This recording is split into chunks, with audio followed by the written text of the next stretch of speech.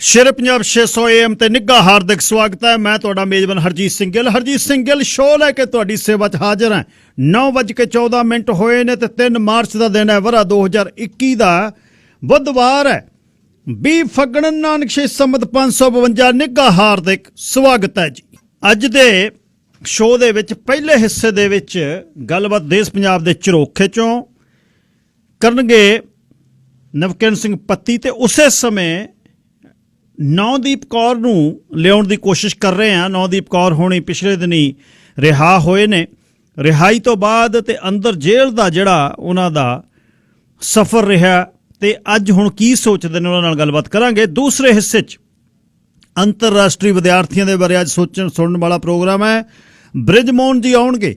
ਵਕੀਲ ਦੀ ਨਿਗਾਹ ਤੋਂ ਅੰਤਰਰਾਸ਼ਟਰੀ ਵਿਦਿਆਰਥੀਆਂ ਨੂੰ ਮੁਸ਼ਕਲਾਂ ਕੀ ਨੇ ਤੇ ਮੁਸ਼ਕਲਾਂ ਦਾ ਹੱਲ ਕੀ ਹੈ, ਤੇ ਤੁਸੀਂ ਵੀ ਗੱਲਬਾਤ ਕਰਨੀ। 604 204 0600 ਤੇ 604 204 0600 ਸ਼ੇਰੇ ਪੰਜਾਬ radio.ca ਸਿੱਧਾ ਪ੍ਰਸਾਰਨ ਹੋ ਰਿਹਾ। 604 204 0600 ਆਉਣੇ ਆ ਨੰਬਰ ਹੈ। 604 729 1224 ਮੇਰਾ ਨੰਬਰ ਹੈ। 604 729 1224 WhatsApp ਟੈਕਸਟ ਲਈ ਇਹ ਨੰਬਰ ਤੁਹਾਡੇ ਲਈ ਹੈ। ਤੁਸੀਂ ਜਦ ਵੀ ਸ਼ੋਅ ਦੇ ਵਿੱਚ ਵੀ ਕੋਈ ਕਿਤੇ ਕੁਛ ਵੇਖਦੇ ਹੋ, ਮੇਰੇ ਨਾਲ ਸਾਂਝਾ ਕਰਨਾ ਹੈ ਤੇ ਸੁਣਨ ਵਾਲਿਆਂ ਨਾਲ ਸਾਂਝਾ ਕਰਨਾ ਹੈ, ਤਾਂ ਯਾਦ ਰੱਖਿਓ 604 729 1224।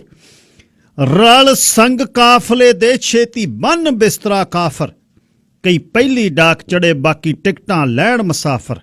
ਹੈ ਸਿਗਨਲ ਹੋਇਆ ਵਾ ਗਾਰਡ ਵਿਸਲਾਂ ਪਿਆ ਬਜਾਵੇ, ਜਗ ਜੰਕਸ਼ਨ ਰੇਲਾਂ ਦਾ ਗੱਡੀ ਇੱਕ ਆਵੇ ਇੱਕ ਜਾਵੇ। ਘਰ ਨੂੰ ਨੇ ਸਾਂਭ ਲਿਆ ਤੁਰਗੀ ਧੀ ਝਾੜ ਕੇ ਪੱਲੇ, ਪੋਤੇ ਨੇ ਜਨਮ ਲਿਆ ਬਾਬਾ ਸਿਵਿਆਂ ਦੇ ਵੱਲ ਚੱਲੇ। ਕਿਤੇ ਜ਼ੋਰ ਮਕਾਨ ਦਾ ਕਿਧਰੇ ਹਨ ਵਿਆਹ ਤੇ ਮੁਕਲਾਵੇ, ਜਗ ਜੰਕਸ਼ਨ ਰੇਲਾਂ ਦਾ ਗੱਡੀ ਇੱਕ ਜਾਵੇ ਇੱਕ ਆਵੇ ਇੱਕ ਜਾਵੇ। ਰਫਤਾਰ ਜ਼ਮਾਨੇ ਦੀ ਕਰਿਆ ਤੇਜ਼ ਨਾ ਹੋਵੇ ਢਿੱਲੀ, ਲੱਖ ਰਾਜੇ ਬਹਿ ਤੁਰ ਗਏ ਉੱਥੇ ਹੀ ਉੱਥੇ ਹੈ ਦਿੱਲੀ। ਗਏ ਲੁੱਟ ਵਿਚਾਰੀ ਨੂੰ ਨਾਦਰ ਸ਼ਾਹ ਬੱਕਰ ਵਰਗੇ ਕਰਤਾਵੇ, ਜਗ ਜੰਕਸ਼ਨ ਰੇਲਾਂ ਦਾ ਗੱਡੀ ਇੱਕ ਆਵੇ ਇੱਕ ਜਾਵੇ।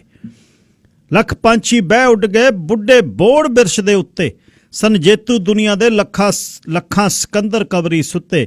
ਬਸ ਇਸ ਕਚਹਿਰੀ ਜੋ ਤੁਰ ਗਏ ਕੁੱਲ ਹਾਰ ਕੇ ਦਾਵੇ, ਜਗ ਜੰਕਸ਼ਨ ਰੇਲਾਂ ਦਾ ਗੱਡੀ ਇੱਕ ਆਵੇ ਇੱਕ ਜਾਵੇ। ਰਲਮਾਨ ਭਰਾਵਾਂ ਨੇ ਨਿਤਨੀ ਗਾਉਣੇ ਗੀਤ ਇਕੱਠਿਆਂ, ਕਰਨੈਲ ਕਵੀਸ਼ਰ ਨੇ ਕਿਧਰੇ ਲੁੱਕ ਨਹੀਂ ਜਾਣਾ ਨੱਠਿਆ। ਵਾਂਗੂ ਇੱਲ ਭੁੱਖੀ ਦੇ ਲੈਂਦੀ ਫਿਰਦੀ ਮੌਤ ਕਲਾਵੇ, ਜਗ ਜੰਕਸ਼ਨ ਰੇਲਾਂ ਦਾ ਗੱਡੀ ਇੱਕ ਆਵੇ ਇੱਕ ਜਾਵੇ। ਗੱਡੀ ਜਗ ਜੰਕਸ਼ਨ ਰੇਲਾਂ ਦਾ ਗੱਡੀ ਇੱਕ ਆਵੇ ਇੱਕ ਜਾਵੇ। ਜ਼ਿੰਦਗੀ ਦੀ ਅਸਲ ਕਹਾਣੀ ਬਿਆਨਦੇ ਨੇ ਸ਼੍ਰੋਮਣੀ ਕਵੀਸ਼ਰ ਪਾਰਸ ਜੀ। ਸੋਚ ਕੇ ਵੀ ਉਵੇਂ ਚੱਲਣਾ ਚਾਹੀਦਾ ਕਿ ਅੱਜ ਹੀ ਜ਼ਿੰਦਗੀ ਦਾ ਆਖਰੀ ਦਿਨ ਹੈ, ਤਾਂ ਹੀ ਆਨੰਦ ਲੈ ਸਕਦੇ ਹੋ। ਨਵਕਿਰਨ ਸਿੰਘ ਪੱਤੀ ਜੀ ਸਵਾਗਤ, ਸਤਿ ਸ੍ਰੀ ਅਕਾਲ। ਸ਼ੁਕਰੀਆ ਗਿੱਲ ਸਾਹਿਬ। ਸਭ ਤੋਂ ਪਹਿਲਾਂ ਤੁਹਾਨੂੰ ਤੇ ਰੇਡੀਓ ਸ਼ੇਰੇ ਪੰਜਾਬ ਦੇ ਸਾਰੇ ਸਰੋਤਿਆਂ ਨੂੰ ਪਿਆਰ ਭਰੀ ਸਤਿ ਸ੍ਰੀ ਅਕਾਲ ਜੀ ਗਿੱਲ ਸਾਹਿਬ। ਧੰਨਵਾਦ ਜੀ, ਬਹੁਤ ਬਹੁਤ। ਕਹਿੰਦੇ ਵੀ ਜਿਨ੍ਹਾਂ ਨੇ ਵੀ ਹੱਕ 'ਚ ਗੱਲ ਕੀਤੀ ਕਿਸਾਨ ਸੰਘਰਸ਼ ਦੇ ਅਦਾਕਾਰਾਂ ਦੇ, ਉਹਨਾਂ ਤੇ ਇਨਕਮ ਟੈਕਸ ਦੇ ਛਾਪੇ ਵੱਜਦੇ ਆ। ਹੁਣ ਪਤਾ ਲੱਗਿਆ ਵੀ ਜਿਹੜੇ ਖੁੱਲ੍ਹ ਕੇ ਨਹੀਂ ਬੋਲੇ, ਕਈ ਮੰਤਰੀ ਨਾ ਗੀਤ ਗੂਤ ਤਾਂ ਸੁਣਾਉਂਦੇ ਰਹੇ, ਉੱਥੇ ਨਹੀਂ ਪਹੁੰਚੇ। ਕਿੱਥੇ ਕਿੱਥੇ ਇਨਕਮ ਟੈਕਸ ਦੇ ਛਾਪੇ ਵੱਜ ਰਹੇ ਆ ਜੀ ਗਿੱਲ ਸਾਹਿਬ? ਇਹ ਭਾਰਤੀ ਜਨਤਾ ਪਾਰਟੀ ਦੀ ਸਰਕਾਰ ਦੀ ਆਪਾਂ ਕਹਿ ਸਕਦੇ ਹਾਂ ਕਿ ਇਸ ਹੱਦ ਤੱਕ ਆ ਪਹੁੰਚੀ ਆ ਕਿ ਜਿਹੜੇ ਵਿਅਕਤੀ ਕਿਸਾਨ ਅੰਦੋਲਨ ਦੇ ਪੱਖ ਦੇ ਵਿੱਚ ਬੋਲ ਰਹੇ ਨੇ, ਉਹਨਾਂ ਸਾਰਿਆਂ ਦੇ ਉੱਤੇ ਇਨਕਮ ਟੈਕਸ ਦੇ ਛਾਪੇ ਵੱਜ ਰਹੇ ਨੇ। ਅੱਜ 3 ਵਿਅਕਤੀਆਂ ਦੇ ਘਰਾਂ ਦੇ ਉੱਤੇ, ਦਫ਼ਤਰਾਂ ਦੇ ਉੱਤੇ ਜਾਂ ਹੋਰ ਫਰਮਾਂ ਦੇ ਉੱਤੇ, ਉਹਨਾਂ ਦੇ ਉੱਤੇ ਇਨਕਮ ਟੈਕਸ ਵਿਭਾਗ ਨੇ ਛਾਪੇਮਾਰੀ ਕੀਤੀ। ਇੱਕ ਤਾਂ ਫਿਲਮੀ ਅਦਾਕਾਰਾ ਤਾਪਸੀ ਪੰਨੂ, ਇੱਕ ਫਿਲਮਾਂ ਦੇ ਉੱਘੇ ਡਾਇਰੈਕਟਰ ਨੇ, ਨਿਰਦੇਸ਼ਕ ਨੇ ਅਨੁਰਾਗ ਕਸ਼ਯਪ ਤੇ ਵਿਕਾਸ ਬਹਿਲ। ਇਹਨਾਂ ਤਿੰਨਾਂ ਦੇ ਘਰ ਇਨਕਮ ਟੈਕਸ ਵਿਭਾਗ ਨੇ ਛਾਪਾ ਮਾਰਿਆ। ਛਾਪੇਮਾਰੀ ਇੰਨੀ ਤੇਜ਼ੀ ਨਾਲ ਕੀਤੀ ਗਈ ਵੀ ਇੱਕੋ ਟਾਈਮ 20 ਟੀਮਾਂ ਨੇ 20 ਥਾਵਾਂ ਦੇ ਉੱਤੇ ਛਾਪੇ ਮਾਰੇ। ਇਹਨਾਂ ਦੀ ਇੱਕ ਪਿਛਲੇ ਸਮੇਂ ਦੇ ਵਿੱਚ ਫਿਲਮ ਜਿਹੜੀ ਉਹ ਰਿਲੀਜ਼ ਹੋਣ ਜਾ ਰਹੀ ਸੀ, ਉਸ ਫਿਲਮ ਨੂੰ ਇਹਨਾਂ ਨੇ ਜਿਹੜਾ ਉਹ ਮੁੱਦਾ ਬਣਾਇਆ ਮੁੱਖ ਰੂਪ ਦੇ ਵਿੱਚ। ਔਰ ਪਿਛਲੇ ਮਹੀਨੇ ਇਹਨਾਂ ਦੀ ਬਾਲਾ ਜੀ ਟੈਲੀਫਿਲਮ ਦੇ ਨਵੇਂ ਨਿਰਦੇਸ਼ਨ ਦੇ ਵਿੱਚ ਫਿਲਮ ਆ ਜਿਹੜੀ ਇੱਕ ਕੰਪਨੀ ਵੀ ਫੈਂਟਮ ਇਹਨਾਂ ਦੀ, ਉਹਦੇ ਉੱਤੇ ਵੀ ਨਿਸ਼ਾਨੇ ਆ ਜਿਹੜੇ ਉਹ ਇਨਕਮ ਟੈਕਸ ਵਿਭਾਗ ਨੇ ਮਾਰੇ ਨੇ। ਦਰਅਸਲ ਇਹੀ ਇਸ ਭਾਰਤੀ ਜਨਤਾ ਪਾਰਟੀ ਦੀ ਸਰਕਾਰ ਦੇ ਵੱਲੋਂ ਕੀਤਾ ਜਾ ਰਿਹਾ। ਜਿਹੜੇ ਲੋਕ ਕੰਗਨਾ ਰਣੌਤ ਵਰਗੇ ਕਿਸਾਨ ਅੰਦੋਲਨ ਦੇ ਖਿਲਾਫ ਬੋਲ ਰਹੇ ਨੇ, ਉਹਨੂੰ ਬਾਈ ਸਿਕਿਉਰਿਟੀ ਦੇ ਦਿੱਤੀ ਆ। ਸਨੀ ਦਿਓਲ ਦੀ ਸਿਕਿਉਰਿਟੀ ਵਧਾ ਦਿੱਤੀ ਆ। ਲੇਕਿਨ ਉਸੇ ਮਾਇਆ ਨਗਰੀ ਮੁੰਬਈ ਦੇ ਵਿੱਚੋਂ ਜਿਹੜੇ ਫਿਲਮੀ ਅਦਾਕਾਰ ਕਿਸਾਨ ਅੰਦੋਲਨ ਦੇ ਪੱਖ 'ਚ ਬੋਲੇ ਨੇ ਉਹਨਾਂ ਤੇ ਇਨਕਮ ਟੈਕਸ ਵਿਭਾਗ ਨੇ ਛਾਪੇਮਾਰੀ ਸ਼ੁਰੂ ਕਰ ਦਿੱਤੀ ਹੈ। ਗਿੱਲ ਸਾਹਿਬ, ਪਿਛਲੇ ਸਮੇਂ ਦੇ ਵਿੱਚ ਇਹ ਹੁੰਦਾ ਸੀ ਕਿ ਥੋੜਾ ਬਹੁਤਾ ਸਰਕਾਰਾਂ ਲੱਗ ਲਪੇਟ ਰੱਖਦੀਆਂ ਸੀਗੀਆਂ ਕਿਸੇ ਤੇ ਸਿੱਧਾ, ਲੇਕਿਨ ਇਸ ਤਰੀਕੇ ਦੇ ਨਾਲ ਕਿ ਜਮਹੂਰੀਅਤ ਦੀ ਆਵਾਜ਼ ਹੀ ਘੁੱਟ ਦਿਓ, ਤੁਸੀਂ ਵਿਰੋਧੀ ਵਿਚਾਰਾਂ ਵਾਲਿਆਂ ਦੇ ਉੱਤੇ ਇਸ ਤਰੀਕੇ ਦੇ ਨਾਲ ਹਮਲੇ ਕਰੋ। ਤੁਹਾਡੀਆਂ ਜਿਹੜੀਆਂ ਏਜੰਸੀਆਂ ਨੇ CBI, enforcement directorate, information IT ਵਿਭਾਗ ਆ ਜਿਹੜਾ ਇਹਨਾਂ ਦਾ, ਜਾਂ ਹੋਰ ਜਿਹੜੀਆਂ ਏਦਾਂ ਜਿੱਦਾਂ ਵੀ ਸੈਂਟਰ ਦੀਆਂ ਜਿਹੜੀਆਂ ਏਜੰਸੀਆਂ ਨੇ, ਚਾਹੇ ਉਹ NIA IBN, ਉਹਨਾਂ ਸਾਰੀਆਂ ਦੇ ਵੱਲੋਂ ਵਿਰੋਧੀਆਂ ਦੇ ਉੱਤੇ ਜਿਹੜੇ ਸ਼ਿਕੰਜੇ ਨੇ ਉਹ ਕੱਸੇ ਜਾਂਦੇ ਨੇ, ਔਰ ਜਿਹੜੇ ਸਰਕਾਰ ਦੇ ਪੱਖ ਬੋਲਦੇ ਨੇ ਉਹਨਾਂ ਨੂੰ ਅਜਿਹੇ ਮਸਲਿਆਂ ਦੇ ਵਿੱਚ ਰਾਹਤ ਦਿੱਤੀ ਜਾਂਦੀ ਆ। ਇਹ ਨਹੀਂ ਕਹਿ ਸਕਦੇ ਕਿ ਇਹਨਾਂ ਨੇ ਇਨਕਮ ਟੈਕਸ ਚੋਰੀ ਨਹੀਂ ਕੀਤੀ ਹੋਊ, ਲੇਕਿਨ ਜੇ BJP ਦੇ ਨਾਲ ਰਹਿੰਦੇ, ਜੇ ਕਿਸਾਨਾਂ ਦੇ ਪੱਖ 'ਚ ਨਾ ਬੋਲਦੇ, ਫਿਰ ਕੋਈ ਮਸਲਾ ਨਹੀਂ ਸੀ ਇਨਕਮ ਟੈਕਸ ਵਿਭਾਗ ਨੂੰ। ਮਸਲਾ ਤਾਂ ਬਣਿਆ ਕਿਉਂਕਿ ਕਿਸਾਨ ਅੰਦੋਲਨ ਦੇ ਪੱਖ 'ਚ ਬੋਲੇ ਨੇ। ਸੋ ਇਸ ਕਰਕੇ ਸਰਕਾਰ ਦਾ ਜਿਹੜਾ ਚਿਹਰਾ ਹੈਗਾ, ਜਿਹੜਾ ਵਿਰੋਧੀ ਵਿਚਾਰਾਂ ਨੂੰ ਕੁਚਲ ਦੇਣ ਵਾਲੀ ਗੱਲ ਹੈ, ਉਹ ਖੁੱਲ੍ਹ ਕੇ ਸਾਹਮਣੇ ਆ ਰਹੀ ਜੀ। ਅੱਛਾ, ਇਹਦੇ ਨਾਲ ਹੀ ਕਿਉਂਕਿ ਰਾਜਨੀਤੀ ਵੀ ਜ਼ੋਰਾਂ 'ਤੇ ਹੈ ਅਤੇ ਉਸ ਤੋਂ ਬਾਅਦ ਮੋਰਚਾ ਵੀ ਕਾਇਮ ਹੈ, ਇਉਂ ਦੱਸਿਓ ਬਈ ਮੋਰਚੇ ਦੇ ਵਿੱਚ ਕੀ ਚੱਲ ਰਿਹਾ, ਕਿਉਂਕਿ ਉਹਦੀ ਗੱਲ ਹਰ ਰੋਜ਼ ਲੋਕ ਸੁਣਨ ਵਾਲੇ ਸੁਣਨਾ ਚਾਹੁੰਦੇ ਨੇ ਵੀ ਕਿੱਥੇ ਗੱਲ ਖੜੀ ਹੈ, ਪੈਂਤੜਾ ਕੀ ਹੈ ਹੁਣ? ਜੀ ਗਿੱਲ ਸਾਹਿਬ, ਕਿਸਾਨ ਮੋਰਚੇ ਦੇ ਵਿੱਚ ਲਗਾਤਾਰ ਇਕੱਠਾ ਜਿਹੜਾ ਉਹ ਜੁੜ ਰਿਹਾ ਹੈਗਾ, ਔਰਤਾਂ ਵੱਡੀ ਗਿਣਤੀ ਦੇ ਵਿੱਚ ਜਾ ਰਹੀਆਂ। ਹੁਣ ਕਿਸਾਨ ਮੋਰਚੇ ਦੇ ਵੱਲੋਂ ਇੱਕ ਨਵਾਂ ਪੈਂਤੜਾ ਲਿਆ ਗਿਆ ਹੈਗਾ। ਇੱਕ ਤਾਂ 6 ਮਾਰਚ ਨੂੰ 5 ਘੰਟੇ ਦੇ ਲਈ ਜਿਹੜਾ KMP ਰੋਡ ਹੈ, ਕੁੰਡਲੀ ਮਾਨੇਸਰ ਪਲਵਲ, ਆਪਾਂ ਕਈ ਵਾਰ ਇਸ ਰੋਡ ਦਾ ਜ਼ਿਕਰ ਕੀਤਾ ਹੈਗਾ, ਜਿਹੜਾ ਇਹ ਹਾਈਵੇ ਇੰਡਸਟਰੀ ਨੂੰ ਜਾਂਦਾ ਹੈ, ਉਹਨੂੰ ਬੰਦ ਕਰਨਾ ਹੈਗਾ। ਦੂਸਰਾ 8 ਮਾਰਚ ਦਾ ਜਿਹੜਾ ਕੌਮਾਂਤਰੀ ਮਹਿਲਾ ਦਿਵਸ ਆ, ਉਹ ਔਰਤ ਦਿਵਸ ਦਿੱਲੀ ਦੀਆਂ ਬਾਰਡਰਾਂ ਦੇ ਉੱਤੇ ਔਰਤਾਂ ਦੇ ਵੱਲੋਂ ਮਨਾਇਆ ਜਾਊ, ਉੱਥੇ ਇਕੱਠ ਕਰਨਾ। ਉਸ ਤੋਂ ਬਾਅਦ ਜਿਹੜਾ ਨਵਾਂ ਪੈਂਤੜਾ ਲੈ ਕੇ ਆਂਦਾ ਕਿ ਜਿਹੜੇ 5 ਰਾਜਾਂ ਦੇ ਵਿੱਚ ਚੋਣਾਂ ਨੇ, ਕਿਸਾਨ ਆਗੂਆਂ ਦੇ ਵਫਦ ਉਹਨਾਂ 5 ਰਾਜਾਂ ਦੇ ਵਿੱਚ ਜਾਣਗੇ ਔਰ ਜਾ ਕੇ ਉੱਥੇ ਲੋਕਾਂ ਨੂੰ ਅਪੀਲ ਕਰਨਗੇ ਕਿ ਤੁਸੀਂ ਵੋਟ ਜਿਹਨੂੰ ਮਰਜ਼ੀ ਪਾ ਦਿਓ, ਲੇਕਿਨ ਭਾਰਤੀ ਜਨਤਾ ਪਾਰਟੀ ਨੂੰ ਵੋਟ ਨਾ ਪਾਇਓ। ਉੱਥੇ ਜਾ ਕੇ ਉਹ ਲੋਕਾਂ ਨੂੰ ਇਸ ਗੱਲ ਦੇ ਲਈ ਸੁਚੇਤ ਕਰਨਗੇ ਕਿ ਘੱਟੋ ਘੱਟ ਉਹ ਉਮੀਦਵਾਰ ਦੇਖੋ ਜਿਹੜਾ BJP ਨੂੰ ਹਰਾ ਸਕਦਾ, ਉਹਨੂੰ ਵੋਟ ਪਾ ਦਿਓ। ਉਹ ਚਾਹੇ ਕਾਂਗਰਸ ਦਾ, ਚਾਹੇ ਖੱਬੇ ਪੱਖੀਆਂ ਦਾ, ਚਾਹੇ ਤ੍ਰਿਣਮੂਲ ਕਾਂਗਰਸ ਦਾ, ਚਾਹੇ DMK ਦਾ, ਜਾਂ ਕਿਸੇ ਹੋਰ ਖੇਤਰੀ ਪਾਰਟੀ ਦਾ, ਘੱਟੋ ਘੱਟ BJP ਨੂੰ ਵੋਟ ਨਹੀਂ ਪਾਉਣੀ। ਔਰ ਕਿਸਾਨਾਂ ਦਾ ਵਫਦ ਆ ਜਿਹੜਾ ਸਭ ਤੋਂ ਪਹਿਲਾਂ ਪੱਛਮੀ ਬੰਗਾਲ ਦੇ ਵਿੱਚ ਜਾ ਰਿਹਾ ਹੈਗਾ। ਪੱਛਮੀ ਬੰਗਾਲ ਦੇ ਵਿੱਚ ਆਪਾਂ ਨੂੰ ਪਤਾ 3 ਧਿਰੀ ਮੁਕਾਬਲਾ ਹੈਗਾ ਉੱਥੇ ਇੱਕ ਬੰਨੇ ਤ੍ਰਿਣਮੂਲ ਕਾਂਗਰਸ ਹੈ, ਇੱਕ ਬੰਨੇ BJP ਹੈ, ਔਰ ਦੂਜੇ ਪਾਸੇ ਜਿਹੜਾ ਖੱਬੇ ਪੱਖੀ ਤੇ ਕਾਂਗਰਸ ਦਾ ਗੱਠਜੋੜ ਹੈ। ਪੱਛਮੀ ਬੰਗਾਲ ਦੀ ਗੱਲ ਸਾਹਿਬ ਆਪਾਂ ਉਂਝ ਆਉਣ ਵਾਲੇ ਦਿਨਾਂ ਦੇ ਵਿੱਚ ਕੋਸ਼ਿਸ਼ ਕਰਾਂਗੇ ਕਿ 50 ਰਾਜਾਂ ਬਾਰੇ ਵਿਸਥਾਰ ਸਹਿਤ ਜਿਹੜੀ ਜਾਣਕਾਰੀ ਆ ਉਹ ਸਾਂਝੀ ਕਰੀਏ, ਕਿਉਂਕਿ ਬਹੁਤ ਸਾਰੀਆਂ ਚਰਚਾਵਾਂ ਇਹ ਚੱਲ ਰਹੀਆਂ ਨੇ ਕਿ ਪੱਛਮੀ ਬੰਗਾਲ ਦਾ ਜਿਹੜਾ 3 ਧਿਰੀ ਮੁਕਾਬਲਾ, ਉਹਦੇ ਵਿੱਚ ਕਾਮਰੇਡ ਤੇ ਕਾਂਗਰਸ ਪਾਰਟੀ ਹੈ ਜਿਹੜੀ, ਉਹ ਇੱਕ ਗਲਤੀ ਕਰ ਰਹੀ ਹੈ ਤੀਜਾ ਧੜਾ ਬਣਾ ਕੇ, ਕਿਉਂਕਿ ਉੱਥੇ ਤ੍ਰਿਣਮੂਲ ਕਾਂਗਰਸ ਨੂੰ ਸਪੋਰਟ ਕਰਨੀ ਬਣਦੀ ਸੀ BJP ਨੂੰ ਹਰਾਉਣ ਦੇ ਲਈ ਘੱਟੋ ਘੱਟ। ਤਾਂ ਅਜਿਹੇ ਦੇ ਵਿੱਚ ਉੱਥੇ ਕਿਸਾਨ ਆਗੂ ਜਾਣਗੇ, ਉਹਨਾਂ ਦਾ ਮਤਲਬ ਇਹ ਹੋਊਗਾ ਕਿ BJP ਨੂੰ ਹਰਾਓ, ਚਾਹੇ ਲੋਕਾਂ ਨੂੰ ਕਹਿਣਗੇ ਤੁਸੀਂ ਤ੍ਰਿਣਮੂਲ ਕਾਂਗਰਸ ਨੂੰ ਵੋਟ ਪਾਓ, ਚਾਹੇ ਕਾਂਗਰਸ ਤੇ ਖੱਬਿਆਂ ਦੇ ਗੱਠਜੋੜ ਨੂੰ ਵੋਟ ਪਾਓ, ਲੇਕਿਨ BJP ਨੂੰ ਵੋਟ ਨਾ ਪਾਓ। ਸੋ ਇਹ ਜਿਹੜਾ ਪੈਂਤੜਾ ਸ਼ਾਇਦ ਇਹ BJP ਦੇ ਲਈ ਨੁਕਸਾਨਦੇਹ ਸਾਬਤ ਹੋਊਗਾ, ਕਿਉਂਕਿ ਹੁਣ ਤੱਕ BJP ਨੂੰ ਲੱਗਦਾ ਹੈ ਕਿ 13 ਸੀਟਾਂ ਪੰਜਾਬ ਦੀਆਂ ਨੇ, 7 ਹਰਿਆਣੇ ਦੀਆਂ ਨੇ, ਕੁਛ ਦਿੱਲੀ ਦੇ ਹੋਣਗੇ, ਪੱਛਮੀ UP ਹੈ, ਇਹ ਦਿੱਲੀ ਦੇ ਬਾਰਡਰਾਂ ਦੇ ਉੱਤੇ ਬੈਠਿਆ, ਸਾਨੂੰ ਕੋਈ ਨੁਕਸਾਨ ਨਹੀਂ। ਸਾਊਥ ਦੇ ਵਿੱਚ ਜਾਂ ਹੋਰ ਜਿੱਥੇ ਚੋਣਾਂ ਹੋ ਰਹੀਆਂ, ਅਸੀਂ ਸੇਫਲੀ ਆਪਣੀਆਂ ਚੋਣਾਂ ਲੜ ਰਹੇ ਹਾਂ। ਲੇਕਿਨ ਹੁਣ ਜਦੋਂ ਕਿਸਾਨਾਂ ਦਾ ਵਫਦ ਉੱਥੇ ਜਾਊਗਾ, ਲੋਕਾਂ ਨੂੰ ਚੇਤਨ ਕਰੂਗਾ, BJP ਦੀਆਂ ਵੋਟਾਂ ਤੋੜੂਗਾ, ਕਿਸਾਨਾਂ ਨੂੰ ਉੱਥੇ ਜਾ ਕੇ ਇਕੱਠ ਕਰੂ। ਇਹ ਗੱਲ ਇਹ ਵੀ ਹੈਗੀ ਕਿ ਜਿੱਥੇ ਵੀ ਰਕੇਸ਼ ਟਕੈਤ ਜਾ ਰਿਹਾ, ਜਿੱਥੇ ਵੀ ਗੁਰਨਾਮ ਸਿੰਘ ਚੜੂਨੀ ਜਾ ਰਿਹਾ, ਜਿੱਥੇ ਵੀ ਪੰਜਾਬ ਦੇ ਕੁਝ ਕਿਸਾਨ ਆਗੂ ਜਾ ਰਹੇ ਨੇ, ਇਕੱਠ ਲੱਖਾਂ 'ਚ ਹੋ ਰਿਹਾ। ਸੋ ਜੇ ਇਹਨਾਂ 5 ਰਾਜਾਂ ਦੇ ਵਿੱਚ ਵੀ ਐਵੇਂ ਇਕੱਠ ਹੋਏ, ਮਹਾ ਪੰਚਾਇਤਾਂ ਜਿਸ ਤਰੀਕੇ ਨਾਲ ਇਕੱਠ ਹੋਇਆ, ਤਾਂ BJP ਦੀ ਪੁੱਠੀ ਗਿਣਤੀ ਸ਼ੁਰੂ ਹੋ ਸਕਦੀ ਆ। ਜੀ ਗੱਲ ਤਾਂ ਸਿੰਘੂ ਬਾਰਡਰ ਤੇ ਚੜ੍ਹਦੀ ਕਲਾ ਜੀ, ਸਾਡੇ ਦੋਸਤ ਨੇ ਭੁੱਲਰ ਸਾਹਿਬ ਸਿਆਟਲ ਤੋਂ ਗਏ ਹੋਏ ਨੇ ਪਰਿਵਾਰ ਸਮੇਤ, 30 ਦੇ ਕਰੀਬ ਉਹਨਾਂ ਨੇ ਪਿਕਚਰਾਂ ਭੇਜੀਆਂ। ਚੜ੍ਹਦੀ ਕਲਾ ਇਹੋ ਜਿਹੀ ਕੋਈ ਕਹਾਣੀ ਨਹੀਂ, ਹਰ ਵਕਤ ਜਿਹੜੇ ਮੋਰਚੇ ਨੇ ਆਪਣੀ ਰਵਾਨੀ ਨਾਲ ਚੱਲਦੇ ਨੇ। ਅੱਛਾ, ਇਹਦੇ ਨਾਲ ਮੈਨੂੰ ਐਂ ਦੱਸਿਓ ਕਿ ਵਿਧਾਨ ਸਭਾ ਦੇ ਇਜਲਾਸ ਦੇ ਵਿੱਚ ਬੜਾ ਖੜਕਾ ਹੋ ਰਿਹਾ, ਸਿੱਧੋ ਸਿੱਧੀ ਹੋ ਗਏ ਮਜੀਠੀਆ ਤੇ ਹਰਮਿੰਦਰ ਗਿੱਲ ਵੀ ਆਪਣੇ ਸਮੇਂ ਤੇ ਆਪਣੀਆਂ ਗੱਲਾਂ ਤੋਂ ਕਹਿ ਕੇ ਜਿਹੜਾ ਭਗੌੜਾ ਹੈ, ਕਿਸੇ ਸਮੇਂ ਸੰਘਰਸ਼ ਦਾ ਉਹ ਹਿੱਸਾ ਰਿਹਾ, ਸੰਤਾਂ ਦੇ ਨੇੜੇ ਰਹਿਣ ਵਾਲੇ ਬੰਦੇ ਹੁਣ, ਤੇ ਉੱਧਰੋਂ ਮਜੀਠੀਏ ਨੂੰ ਉਹ ਕਹਿ ਰਿਹਾ ਵੀ ਤੇਰੇ ਜਿਹੜੇ ਨੇ ਪੜਦਾਦਾ ਜੀ ਸਰਸੁੰਦਰ ਸਿੰਘ ਮਜੀਠੀਆ ਤੇ ਉਹਦੇ ਬਾਅਦ ਤੇਰੇ ਨੱਕੜ ਦਾਦਾ ਜੀ ਰਾਜਾ ਸੂਰਤ ਸਿੰਘ, ਉਹਨਾਂ ਦੀਆਂ ਗੱਲਾਂ ਫੋਲਦਾ। ਮਜੀਠੀਆ ਕਹਿੰਦਾ ਤੈਨੂੰ ਤੇਰੇ ਵਰਗੇ 20 ਫਿਰਦੇ, ਇੱਕ ਦੂਜੇ ਨਾਲ ਵੱਧੋ ਵੱਧ ਹੋਏ ਨੇ। ਤੇ ਮਜੀਠੀਆ ਉਹਨਾਂ ਨੇ ਇੱਕ ਹੋਰ ਪੈਂਤੜਾ ਲੈ ਲਿਆ ਵੀ ਜਿਹੜੀ ਨਾਭੇ ਜੇਲ੍ਹ 'ਚ ਬੰਦ ਕੋਈ ਮੁਖਤਾਰ ਅੰਸਾਰੀ ਹੈ, ਉਹਦਾ ਕੀ ਇਸ਼ੂ ਹੈ ਜੀ? ਜੀ ਗਿੱਲ ਸਾਹਿਬ, ਪੰਜਾਬ ਵਿਧਾਨ ਸਭਾ ਦਾ ਸੈਸ਼ਨ ਚੱਲ ਰਿਹਾ। ਪੰਜਾਬ ਵਿਧਾਨ ਸਭਾ ਦੇ ਸੈਸ਼ਨ ਦੇ ਵਿੱਚ ਆਮ ਆਦਮੀ ਪਾਰਟੀ ਦੇ ਵਿਧਾਇਕਾਂ ਨੇ ਅੱਜ ਵਾਕਆਊਟ ਕੀਤਾ, ਅਕਾਲੀਆਂ ਨੇ ਵੀ ਵਾਕਆਊਟ ਕੀਤਾ, ਬਿਜਲੀ ਦੀਆਂ ਵਧੀਆਂ ਹੋਈਆਂ ਦਰਾਂ ਦਾ ਮਸਲਾ ਚੱਕਿਆ ਆਮ ਆਦਮੀ ਪਾਰਟੀ ਦੇ ਐਮਐਲਏਜ਼ ਨੇ, ਅਕਾਲੀ ਦਲ ਵਾਲਿਆਂ ਨੇ ਮੁਲਾਜ਼ਮਾਂ ਦੀਆਂ ਤਨਖਾਹਾਂ ਦਾ ਮਸਲਾ ਚੱਕਿਆ। ਸੋ ਲਗਾਤਾਰ ਪੰਜਾਬ ਵਿਧਾਨ ਸਭਾ ਦੇ ਸੈਸ਼ਨ ਦੇ ਵਿੱਚ ਵਿਰੋਧੀ ਧਿਰਾਂ ਦੇ ਵੱਲੋਂ ਸਰਕਾਰ ਦੇ ਉੱਤੇ ਦਬਾਅ ਬਣਾਇਆ ਜਾ ਰਿਹਾ ਲੋਕ ਮਸਲਿਆਂ ਨੂੰ ਲੈ ਕੇ। ਲੇਕਿਨ ਇਸੇ ਦਰਮਿਆਨ ਮੁਖਤਾਰ ਅੰਸਾਰੀ ਦਾ ਮਸਲਾ ਬਿਕਰਮਜੀਤ ਸਿੰਘ ਮਜੀਠੀਆ ਨੇ ਚੱਕ ਲਿਆ ਕਿ ਮੁਖਤਾਰ ਅੰਸਾਰੀ ਜਿਹੜਾ ਉੱਤਰ ਪ੍ਰਦੇਸ਼ ਦਾ ਬਹੁਤ ਵੱਡਾ ਗੈਂਗਸਟਰ ਹੈ, ਬਹੁਤ ਵੱਡਾ ਮਾਫੀਆ ਡਾਊਨ ਆ, ਉਹ ਨਾਭੇ ਦੀ ਜੇਲ੍ਹ 'ਚ ਬੰਦ ਆ 2 ਸਾਲ, ਕਿ ਉਸ ਨੂੰ ਇੱਕ ਪ੍ਰਾਹੁਣਚਾਰੀ ਵੀ ਕੀਤੀ ਜਾ ਰਹੀ ਆ। ਲੱਖਾਂ ਰੁਪਇਆ ਗਾ ਜਿਹੜਾ ਸਰਕਾਰੀ ਖਜ਼ਾਨੇ ਦਾ ਪੰਜਾਬ ਦਾ, ਸੁਪਰੀਮ ਕੋਰਟ 'ਚ ਉਹਦੀ ਖਾਤਰ ਵਕੀਲ ਖੜੇ ਕਰਕੇ ਪੰਜਾਬ ਸਰਕਾਰ ਬਹਾ ਰਹੀ ਆ। ਔਰ ਬਿਕਰਮਜੀਤ ਮਜੀਠੀਆ ਨੇ ਕਿਹਾ ਕਿ ਇੱਕ ਬੰਨੇ ਤਨਖਾਹਾਂ ਮੁਲਾਜ਼ਮਾਂ ਨੂੰ ਦੇਣ ਨੂੰ ਪੰਜਾਬ ਸਰਕਾਰ ਕਹਿੰਦੀ ਸਾਡੇ ਕੋਲੇ ਬਜਟ ਹੈ ਨਹੀਂ, ਪੈਸੇ ਹੈ ਨਹੀਂ, ਪੰਜਾਬੀ ਯੂਨੀਵਰਸਿਟੀ ਪਟਿਆਲਾ ਡੁੱਬਣ ਦੀ ਹੈ, ਉਹਨੂੰ ਬਚਾਇਆ ਨਹੀਂ ਜਾ ਰਿਹਾ। ਲੇਕਿਨ ਦੂਜੇ ਬੰਨੇ ਮੁਖਤਾਰ ਅੰਸਾਰੀ ਦੇ ਉੱਤੇ ਲੱਖਾਂ ਰੁਪਇਆ ਵਾਰਿਆ ਜਾ ਰਿਹਾ।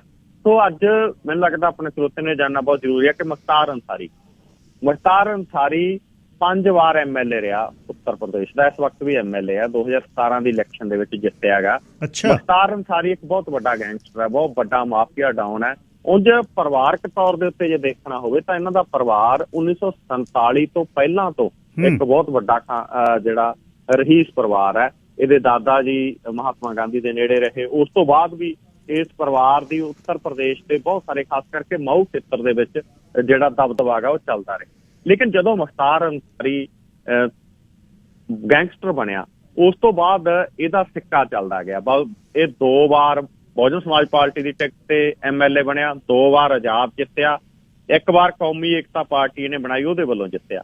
ਗੱਲ ਕੀ ਗਿੱਲ ਸਾਹਿਬ, 1996 ਦੇ ਵਿੱਚ ਇਹਨੇ ਕਾਗਜ਼ ਦਾਖਲ ਕੀਤੇ, ਉਦੋਂ ਬਾਅਦ ਜਿੱਤਦਾ ਤੁਰਿਆ ਆ ਰਿਹਾ। ਆਪਦੀ ਸੀਟ ਮਾਊ ਤੋਂ ਹਾਰਿਆ ਹੀ ਨਹੀਂ ਕਦੇ। 3 ਇਲੈਕਸ਼ਨਾਂ ਤਾਂ ਇਹਨੇ ਜੇਲ੍ਹ 'ਚ ਬੈਠੇ ਨੇ ਜਿੱਤੀਆਂ। 1 ਵਾਰ ਇਹਦੇ ਤੇ 31 ਕੇਸ ਸੀਗੇ, ਜਿਹਦੇ 'ਚ ਮੁੱਖ ਕੇਸ ਜਿਹੜੇ ਉਹ ਕਤਲ, ਇਰਾਦਾ ਕਤਲ, ਲੁੱਟ ਖੋਹ, ਕਿਡਨੈਪਿੰਗ, ਇਦਾਂ ਦੇ ਕੇਸ ਸੀਗੇ। ਔਰ ਪਿੱਛੇ ਜਿਹੜਾ ਸਭ ਤੋਂ ਵੱਡਾ ਮਸਲਾ ਬਣਿਆ, ਉਹ ਮਸਲਾ ਬਣਿਆ ਕਿ ਬੀਜੇਪੀ ਦੇ ਇੱਕ ਬਹੁਤ ਵੱਡੇ ਲੀਡਰ ਦੇ ਕਤਲ ਦੇ ਦੋਸ਼ ਨੇ ਜਿਹੜੇ ਉਹ ਮੁਖਤਾਰ ਅੰਸਾਰੀ ਦੇ ਉੱਤੇ ਲੱਗਦੇ ਨੇ। ਉੱਤਰ ਪ੍ਰਦੇਸ਼ ਪੁਲਿਸ ਇਹਨੂੰ ਜੇਲ੍ਹ 'ਚ ਰੱਖੀ ਬੈਠੀ ਸੀ, ਲੇਕਿਨ ਇੱਕ ਫਿਲਮੀ ਸੀਨ ਦੀ ਤਰ੍ਹਾਂ ਪੰਜਾਬ ਦੇ ਵਿੱਚ ਇੱਕ ਮਾਮੂਲੀ ਕੇਸ ਦੇ ਵਿੱਚ ਇਹਨੂੰ ਪੰਜਾਬ ਵਾਲੀ ਪੁਲਿਸ ਆ ਜਿਹੜੀ 2 ਸਾਲ ਪਹਿਲਾਂ ਲੈ ਆਈ ਔਰ ਲਿਆ ਕੇ ਇਹਨੂੰ ਨਾਭੇ ਜੇਲ੍ਹ 'ਚ ਬੰਦ ਕਰਤਾ। ਉਸ ਤੋਂ ਬਾਅਦ ਉਸ ਕੇਸ 'ਚ ਚਲਾਨ ਵੀ ਨਹੀਂ ਪੇਸ਼ ਕੀਤਾ, ਇਹਨੇ ਜ਼ਮਾਨਤ ਵੀ ਨਹੀਂ ਲਈ। ਉੱਤਰ ਪ੍ਰਦੇਸ਼ ਦੀ ਪੁਲਿਸ ਲਗਾਤਾਰ ਪੰਜਾਬ ਪੁਲਿਸ ਤੋਂ ਮੰਗ ਕਰ ਰਹੀ ਹੈ ਕਿ ਸਾਨੂੰ ਅੰਸਾਰੀ ਦਿਓ, ਲੇਕਿਨ ਪੰਜਾਬ ਪੁਲਿਸ ਔਰ ਪੰਜਾਬ ਦੀ ਸਰਕਾਰ ਇਹ ਕਹਿ ਰਹੀ ਹੈ ਕਿ ਉਹ ਬਿਮਾਰ ਹੈ ਜੀ, ਉਹਦੀ ਮਾਨਸਿਕ ਸੰਤੁਲਨ ਠੀਕ ਨਹੀਂ, ਉਹਨੂੰ ਸਮੱਸਿਆਵਾਂ ਬਹੁਤ ਨੇ, ਉਹਨੂੰ ਡਾਇਬਟੀਜ਼ ਆ, ਉਹਨੂੰ ਹੋਰ ਸਮੱਸਿਆ, ਇਸ ਕਰਕੇ ਉਹ ਪੰਜਾਬ ਦੀ ਜੇਲ੍ਹ 'ਚ ਠੀਕ ਆ। ਮਸਲਾ ਕੁੱਲ ਮਿਲਾ ਕੇ ਇਹ ਹੈ ਕਿ ਯੂਪੀ ਦੇ ਵਿੱਚ ਜਿਸ ਤਰੀਕੇ ਨਾਲ ਪਿਛਲੇ ਦਿਨਾਂ ਦੇ ਵਿੱਚ ਗੈਂਗਸਟਰਾਂ ਦੇ ਝੂਠੇ ਪੁਲਿਸ ਮੁਕਾਬਲੇ ਬਣਾਏ ਗਏ, ਜਿਸ ਤਰੀਕੇ ਦੇ ਨਾਲ ਯੋਗੀ ਆਦਿੱਤਿਆਨਾਥ ਸਾਫ਼ ਕਹਿੰਦੇ ਨੇ ਕਿ ਅਸੀਂ ਯੂਪੀ ਦੇ ਵਿੱਚੋਂ ਜਿਹੜੇ ਇਦਾਂ ਦੇ ਮਾਫੀਆ ਨੇ ਉਹਨਾਂ ਨੂੰ ਖਤਮ ਕਰਨਾ। ਸੋ ਇਹ ਮਸਲਾ ਹੁਣ ਸੁਪਰੀਮ ਕੋਰਟ ਦੇ ਵਿੱਚ ਚੱਲ ਰਿਹਾ। ਅੱਜ ਵੀ ਸੁਪਰੀਮ ਕੋਰਟ 'ਚ ਸੁਣਵਾਈ ਹੋਈ ਹੈ। ਪੰਜਾਬ ਸਰਕਾਰ ਦੀ ਤਰਫੋਂ ਬਹੁਤ ਵੱਡੇ ਵਕੀਲ ਜਿਹੜੇ ਦੁਸ਼ਯੰਤ ਦਵੇ ਨੇ ਉਹ ਪੇਸ਼ ਹੋਏ ਨੇ। ਉੱਤਰ ਪ੍ਰਦੇਸ਼ ਦੀ ਸਰਕਾਰ ਦੇ ਵੱਲੋਂ ਸੋਲਿਸਿਟਰ ਜਨਰਲ ਨੇ ਤੁਸ਼ਾਰ ਮਹਿਤਾ ਸੀਨੀਅਰ ਵਕੀਲ ਨੇ, ਉਹ ਪੇਸ਼ ਹੋਏ ਨੇ। ਔਰ ਉੱਥੇ ਯੂਪੀ ਸਰਕਾਰ ਦੇ ਜਿਹੜੇ ਵਕੀਲ ਨੇ ਉਹਨਾਂ ਨੇ ਕਿਹਾ ਗਾ ਕਿ ਪੰਜਾਬ ਦੀ ਸਰਕਾਰ ਜਾਣ ਬੁੱਝ ਕੇ ਜਿਹੜਾ ਮੁਖਤਾਰ ਅੰਸਾਰੀ ਨੂੰ ਪੰਜਾਬ ਦੀ ਜੇਲ੍ਹ 'ਚ ਰੱਖ ਰਹੀ ਆ, ਲੇਕਿਨ ਪੰਜਾਬ ਦੇ ਵਕੀਲ ਨੇ ਕਿਹਾ ਗਾ ਕਿ ਅਸੀਂ ਉਹਨੂੰ ਜਾਣ ਬੁੱਝ ਕੇ ਨਹੀਂ, ਹੁਣ ਸਮੱਸਿਆਵਾਂ ਨੇ, ਬਿਮਾਰੀਆਂ ਨੇ, ਇਸ ਕਰਕੇ ਰੱਖ ਰਹੇ ਹਾਂ। ਈਵਨ ਉੱਥੇ ਜਿਹੜੇ ਮੁਖਤਾਰ ਅੰਸਾਰੀ ਦੇ ਵਕੀਲ ਨੇ ਉਹਨਾਂ ਨੇ ਸੁਪਰੀਮ ਕੋਰਟ ਦੇ ਵਿੱਚ ਕਿਹਾ ਕਿ ਉਹਦੇ ਸਾਰੇ ਕੇਸ ਦਿੱਲੀ ਟਰਾਂਸਫਰ ਹੋਣੇ ਚਾਹੀਦੇ ਨੇ, ਭਾਵੇਂ ਤੁਸੀਂ ਪੰਜਾਬ ਵਾਲਾ ਵੀ ਕਰ ਦਿਓ, ਲੇਕਿਨ ਉੱਤਰ ਪ੍ਰਦੇਸ਼ ਉਹਨੂੰ ਨਾ ਭੇਜੋ। ਉੱਥੇ ਡਰ ਹੈਗਾ ਕਿ ਉਹ ਉੱਥੋਂ ਦਾ ਰਾਜਨੀਤਿਕ ਆਗੂ ਵੀ ਆ, ਡਾਊਨ ਵੀ ਆ, ਉਹਨੂੰ ਉੱਥੇ ਕਤਲ ਕੀਤਾ ਜਾ ਸਕਦਾ ਹੈ। ਜੀ ਗਿੱਲ ਸਾਹਿਬ, ਕਰਨਾਟਕਾ ਦੇ ਕਿਹੜੇ ਮੰਤਰੀ ਨੇ ਜਲਤੋਰੀ ਖਾ ਕੇ ਕੋਈ ਗੜਬੜ ਕਰ ਦਿੱਤੀ, ਕੋਈ ਅਸ਼ਲੀਲ ਵੀਡੀਓ ਆ ਗਈ? ਜੀ ਗਿੱਲ ਸਾਹਿਬ, ਕਰਨਾਟਕਾ ਦੇ ਇੱਕ ਮੰਤਰੀ ਦੀ ਅਸ਼ਲੀਲ ਵੀਡੀਓ ਸਾਹਮਣੇ ਆਈ ਹੈ ਔਰ ਕਰਨਾਟਕਾ ਦਾ ਜਲ ਸੰਸਾਧਨ ਮੰਤਰੀ ਹੈ ਰਮੇਸ਼ ਜਾਰਕੀਹੋਲੀ। ਇਹਦੀ ਇੱਕ ਅਗਿਆਤ ਔਰਤ ਦੇ ਨਾਲ ਵੀਡੀਓ ਵਾਇਰਲ ਹੋਈ, ਸੋਸ਼ਲ ਮੀਡੀਆ ਦੇ ਉੱਤੇ, ਚੈਨਲਾਂ ਦੇ ਉੱਤੇ ਵੀਡੀਓ ਵਾਇਰਲ ਹੋਈ। ਉਸ ਤੋਂ ਬਾਅਦ ਬੀਜੇਪੀ ਨੂੰ ਹੱਥਾਂ ਪੈਰਾਂ ਦੀ ਪੈ ਗਈ। 5 ਰਾਜਾਂ ਦੀਆਂ ਚੋਣਾਂ ਹੋ ਰਹੀਆਂ, ਕਰਨਾਟਕਾ ਦੇ ਵਿੱਚ ਪੰਚਾਇਤੀ ਚੋਣਾਂ ਹੋਣੀਆਂ ਨੇ, ਤਾਂ ਅਜਿਹੇ ਦੇ ਵਿੱਚ ਇੱਕ ਮੰਤਰੀ ਦੀ ਇਸ ਤਰ੍ਹਾਂ ਦੀ ਵੀਡੀਓ ਆਉਣ ਤੋਂ ਬਾਅਦ ਫਿਰ ਕੇਂਦਰੀ ਲੀਡਰਸ਼ਿਪ ਨੇ ਦਬਾਅ ਪਾਇਆ ਔਰ ਅੱਜ ਹੀ ਇਹਦਾ ਅਸਤੀਫਾ ਲੈ ਲਿਆ ਗਿਆ। ਇਹਨੇ ਅਸਤੀਫਾ ਦਿੱਤਾ। ਲੇਕਿਨ ਅਸਤੀਫੇ ਦੇ ਵਿੱਚ ਗਿੱਲ ਸਾਹਿਬ ਜਿਹੜੇ ਨੇ ਸ਼ਬਦ ਲਿਖੇ, ਉਹ ਕਹਿੰਦਾ ਵੀ ਮੇਰੇ ਦੇ ਉੱਤੇ ਅਸਤੀਫਾ ਲਿਖ ਰਿਹਾ ਮੁੱਖ ਮੰਤਰੀ ਜਿਹੜੇ ਕਰਨਾਟਕਾ ਦੇ ਨੇ BS ਯੇਦੀਯੁਰੱਪਾ, ਉਹਨਾਂ ਨੂੰ ਇਹਨੇ ਅਸਤੀਫਾ ਦਿੱਤਾ। ਅੱਜ ਅਸਤੀਫੇ 'ਚ ਲਿਖਿਆ, ਕਹਿੰਦਾ ਮੇਰੇ ਤੇ ਲਗਾਏ ਗਏ ਆਰੋਪ ਝੂਠੇ ਨੇ, ਪੂਰੀ ਜਾਂਚ ਦੀ ਜ਼ਰੂਰਤ ਆ, ਮੈਨੂੰ ਪੂਰਾ ਭਰੋਸਾ ਕਿ ਮੈਂ ਨਿਰਦੋਸ਼ ਸਾਬਤ ਹੋਵਾਂਗਾ, ਨੈਤਿਕ ਆਧਾਰ ਤੇ ਅਸਤੀਫਾ ਦੇ ਰਿਹਾ ਹਾਂ, ਇਸ ਨੂੰ ਸਵੀਕਾਰ ਕੀਤਾ ਜਾਵੇ। ਸੋ ਜਦੋਂ ਵੀਡੀਓ ਹੀ ਸਾਹਮਣੇ ਆ ਗਈ, ਇੱਕ ਅਕਾਲੀ ਦਲ ਦੇ ਲੀਡਰ ਦੀ ਪੰਜਾਬ 'ਚ ਵੀਡੀਓ ਸਾਹਮਣੇ ਆਈ, ਉਦੋਂ ਬਾਅਦ ਉਸ ਨੂੰ ਵੀ ਇਹ ਸਾਬਤ ਕਰਨਾ ਅਦਾਲਤ ਦੇ ਵਿੱਚੋਂ, ਭਾਵੇਂ ਉਹ ਬਰੀ ਹੋ ਗਿਆ, ਲੇਕਿਨ ਉਸ ਨੂੰ ਇਹ ਸਾਬਤ ਕੀਤਾ ਜਾ ਰਿਹਾ ਕਿ ਉਹ ਸਹੀ ਸੀ। ਜਦੋਂ ਹੁਣ ਇਸ ਵਿਅਕਤੀ ਦੀ ਵੀ ਇੱਕ ਵੀਡੀਓ ਸਾਹਮਣੇ ਆ ਗਈ ਤਾਂ ਉਸ ਤੋਂ ਬਾਅਦ ਵੀ ਆਪਣੇ ਆਪ ਨੂੰ ਨਿਰਦੋਸ਼ ਆ ਜਿਹੜਾ ਉਹ ਦੱਸ ਰਿਹਾ। ਖੈਰ ਆਉਣ ਵਾਲੇ ਦਿਨਾਂ 'ਚ ਜਾਂਚ ਦੇ ਵਿੱਚ ਸਾਰਾ ਕੁਝ ਸਾਹਮਣੇ ਹੋਊ, ਪਰ ਕਰਨਾਟਕਾ ਲਗਾਤਾਰ ਚਰਚਾ ਦਾ ਵਿਸ਼ਾ ਅਜਿਹੇ ਮਸਲਿਆਂ 'ਚ ਬਣਦਾ ਰਿਹਾਗਾ। ਆਪਣੇ ਸਰੋਤਿਆਂ ਦੇ ਯਾਦ ਹੋਊਗਾ ਕਿ ਕਰਨਾਟਕਾ ਦੇ 3 ਵਿਧਾਇਕ ਪਿਛਲੇ ਸਮੇਂ ਦੇ ਵਿੱਚ ਇੱਕ ਪੋਰਨ ਵੀਡੀਓ ਦੇਖਦੇ, ਉਹ ਵੀ ਚਰਚਾ ਦਾ ਵਿਸ਼ਾ ਬਣੀ। ਉਸ ਤੋਂ ਬਾਅਦ ਵੀ ਕਾਫੀ ਚਰਚਾ ਚੱਲੀ ਸੀ। ਸੋ ਹੁਣ ਵੀ ਇਹ ਕਾਫੀ ਚਰਚਾ ਜਿਹੜੀ ਇਸ ਮਸਲੇ ਦੀ ਚੱਲੀ ਹੋਈ ਆ। ਜੀ ਗਿੱਲ ਸਾਹਿਬ, ਧੰਨਵਾਦ ਬਹੁਤ ਬਹੁਤ। ਤੇ ਕੱਲ ਨੂੰ ਫੇਰ 9:15 ਵਜੇ ਗੱਲਬਾਤ ਹੋਏਗੀ। ਚੜ੍ਹਦੀ ਕਲਾ। ਸ਼ੁਕਰੀਆ ਗਿੱਲ ਸਾਹਿਬ, ਤੁਹਾਡਾ ਤੇ ਸਰੋਤਿਆਂ ਦਾ ਬਹੁਤ ਬਹੁਤ ਧੰਨਵਾਦ। ਸਰਦਾਰ ਨਵਕਿਰਨ ਸਿੰਘ ਪੱਤੀ ਸੇਖਵਾਂ ਬਰਨਾਲੇ ਤੋਂ ਗੱਲਬਾਤ ਕਰ ਰਹੇ ਸੀ। ਨੌਦੀਪ ਕੌਰ ਉਹਨਾਂ ਨੂੰ ਤੁਸੀਂ ਸਾਰੇ ਜਾਣਦੇ ਹੋ। ਨੌਦੀਪ ਕੌਰ ਉਹਨਾਂ ਦੀ ਗੱਲਬਾਤ, ਇਹ ਗੰਦੜ ਪਿੰਡ ਦਾ ਪਰਿਵਾਰ ਹੈ ਜਿਹੜਾ, ਉਹਨਾਂ ਨੇ ਸਦਾ ਹੀ ਜ਼ਬਰ ਦੇ ਖਿਲਾਫ ਜਿਹੜੀ ਉਹਨਾਂ ਨੇ ਗੱਲਬਾਤ ਕੀਤੀ ਹੈ। ਪਿਛਲੇ ਦਿਨੀ ਨੌਦੀਪ ਕੌਰ ਉਹਨਾਂ ਦੇ ਭੈਣ ਜੀ ਰਾਜਵੀਰ ਕੌਰ ਨਾਲ ਵੀ ਆਪਾਂ ਗੱਲਬਾਤ ਕੀਤੀ ਸੀ, ਜਿਹੜੇ PhD ਕਰ ਰਹੇ ਨੇ। ਨੌਦੀਪ ਕੌਰ ਹੋਣੀ ਮੇਰੇ ਨਾਲ ਨੇ, ਉਹਨਾਂ ਤੋਂ ਪੁੱਛਦੇ ਹਾਂ ਕਿ ਉਹ ਉਹਨਾਂ ਦੇ ਇਸ ਸੰਘਰਸ਼ ਦੇ ਬਾਰੇ ਤੇ ਉਹਨਾਂ ਦੀ ਇਸ ਲੈਗਸੀ ਦੇ ਬਾਰੇ ਤੇ ਕੀ ਮਹਿਸੂਸ ਕਰਦੇ ਨੇ। ਨੌਦੀਪ ਕੌਰ ਜੀ, ਸਵਾਗਤ, ਸਤਿ ਸ੍ਰੀ ਅਕਾਲ। ਸਤਿ ਸ਼੍ਰੀ ਅਕਾਲ ਜੀ। ਧੰਨਵਾਦ ਜੀ, ਬਹੁਤ ਬਹੁਤ। ਸਭ ਤੋਂ ਪਹਿਲਾਂ ਤੁਹਾਨੂੰ ਤੁਸੀਂ ਸਮਾਂ ਦਿੱਤਾ ਹੈ, ਪਰਿਵਾਰ ਬਾਰੇ ਪਤਾ ਹੈ, ਗੰਦੜ ਪਿੰਡ ਦੇ ਪਿਛੋਕੜ ਬਾਰੇ ਪਤਾ ਹੈ, ਤੇ ਪਿਛਲੇ ਦਿਨੀ ਤੁਹਾਡੇ ਭੈਣ ਜੀ ਨਾਲ ਮੈਂ ਗੱਲਬਾਤ ਕੀਤੀ ਸੀ ਜਦ ਤੁਸੀਂ ਜੇਲ੍ਹ ਦੇ ਵਿੱਚੋਂ। ਅੱਛਾ, ਜਿਹੜੀਆਂ ਇਹਨਾਂ ਨੇ ਧਾਰਾਵਾਂ ਤੁਹਾਡੇ ਤੇ ਲਾਈਆਂ ਸੀ, ਇਹ ਫੈਕਟਰੀ ਦਾ ਮਾਲਕ ਕੌਣ ਹੈ ਜਿਹੜਾ ਇਹ ਕਤਲ ਦੇ ਕੇਸ ਦੀ ਗੱਲ ਕਰਦਾ ਹੈ ਤੇ ਨਾਲ ਜਬਰੀ ਵਸੂਲੀ ਦੀ ਗੱਲ ਕਰਦਾ ਹੈ? ਇਹ ਕੌਣ ਹੈ ਬੰਦਾ ਜਿੱਥੇ ਤੁਸੀਂ ਕੰਮ ਕਰਦੇ ਸੀ?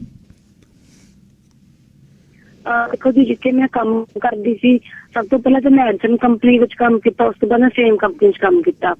ਪਰ ਜੋ ਜਬਰਨ ਵਸੂਲੀ ਦੇ ਮਤਲਬ ਲਗਾਇਆ ਗਿਆ, ਪੁਲਿਸ ਦੁਆਰਾ ਲਗਾਇਆ ਗਿਆ, ਉਸ ਤੋਂ ਪਹਿਲਾਂ ਇੱਕ ਫੈਕਟਰੀ ਮਾਲਿਕ ਦੁਆਰਾ ਲਗਾਇਆ ਗਿਆ। ਉਹ ਇਹ ਨਹੀਂ ਅੱਜ ਤੱਕ ਮੈਨੂੰ ਪਤਾ ਲੱਗਿਆ ਕਿ ਕਿਹੜੇ ਫੈਕਟਰੀ ਮਾਲਿਕ ਦੁਆਰਾ ਲਗਾਇਆ ਗਿਆ, ਕਿਉਂਕਿ ਅਸੀਂ ਕਾਫੀ ਫੈਕਟਰੀਆਂ ਦੇ ਸਾਹਮਣੇ ਅਸੀਂ ਪ੍ਰੋਟੈਸਟ ਕਰਕੇ ਵੇਤਨ ਲਿਆ ਸੀ ਤੇ ਲਗਾਤਾਰ ਤੋਂ ਅਸੀਂ ਮਤਲਬ ਐਵੇਂ ਪ੍ਰੋਟੈਸਟ ਕਰਕੇ ਵੇਤਨ ਅਸੀਂ ਲੈਂਦੇ ਰਹੇ, ਜਿਹੜਾ ਲੋਕਡਾਊਨ ਦੇ ਕਰਕੇ ਮਜ਼ਦੂਰਾਂ ਦਾ ਫਸਿਆ ਹੋਇਆ ਸੀਗਾ।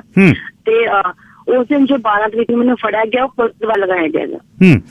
ਅੱਛਾ ਨਵਦੀਪ ਜੀ, ਇਹ ਜਿਹੜਾ ਸੰਘਰਸ਼ ਹੈ ਜਦ ਤੁਸੀਂ ਸ਼ੁਰੂ ਕੀਤਾ ਸੀ, ਕਿਉਂਕਿ ਸੁਣਨ ਵਾਲਿਆਂ ਨੂੰ ਸਾਰਾ ਪਤਾ ਲੱਗਣਾ ਚਾਹੀਦਾ, ਜਦ ਕਿਸਾਨ ਸੰਘਰਸ਼ ਉੱਥੇ ਪਹੁੰਚਿਆ ਸਿੰਘੂ ਤੇ ਉਹਨਾਂ ਦਿਨਾਂ ਦੇ ਵਿੱਚ ਤੁਸੀਂ ਸ਼ੁਰੂ ਕੀਤਾ ਨਾ ਇਹ?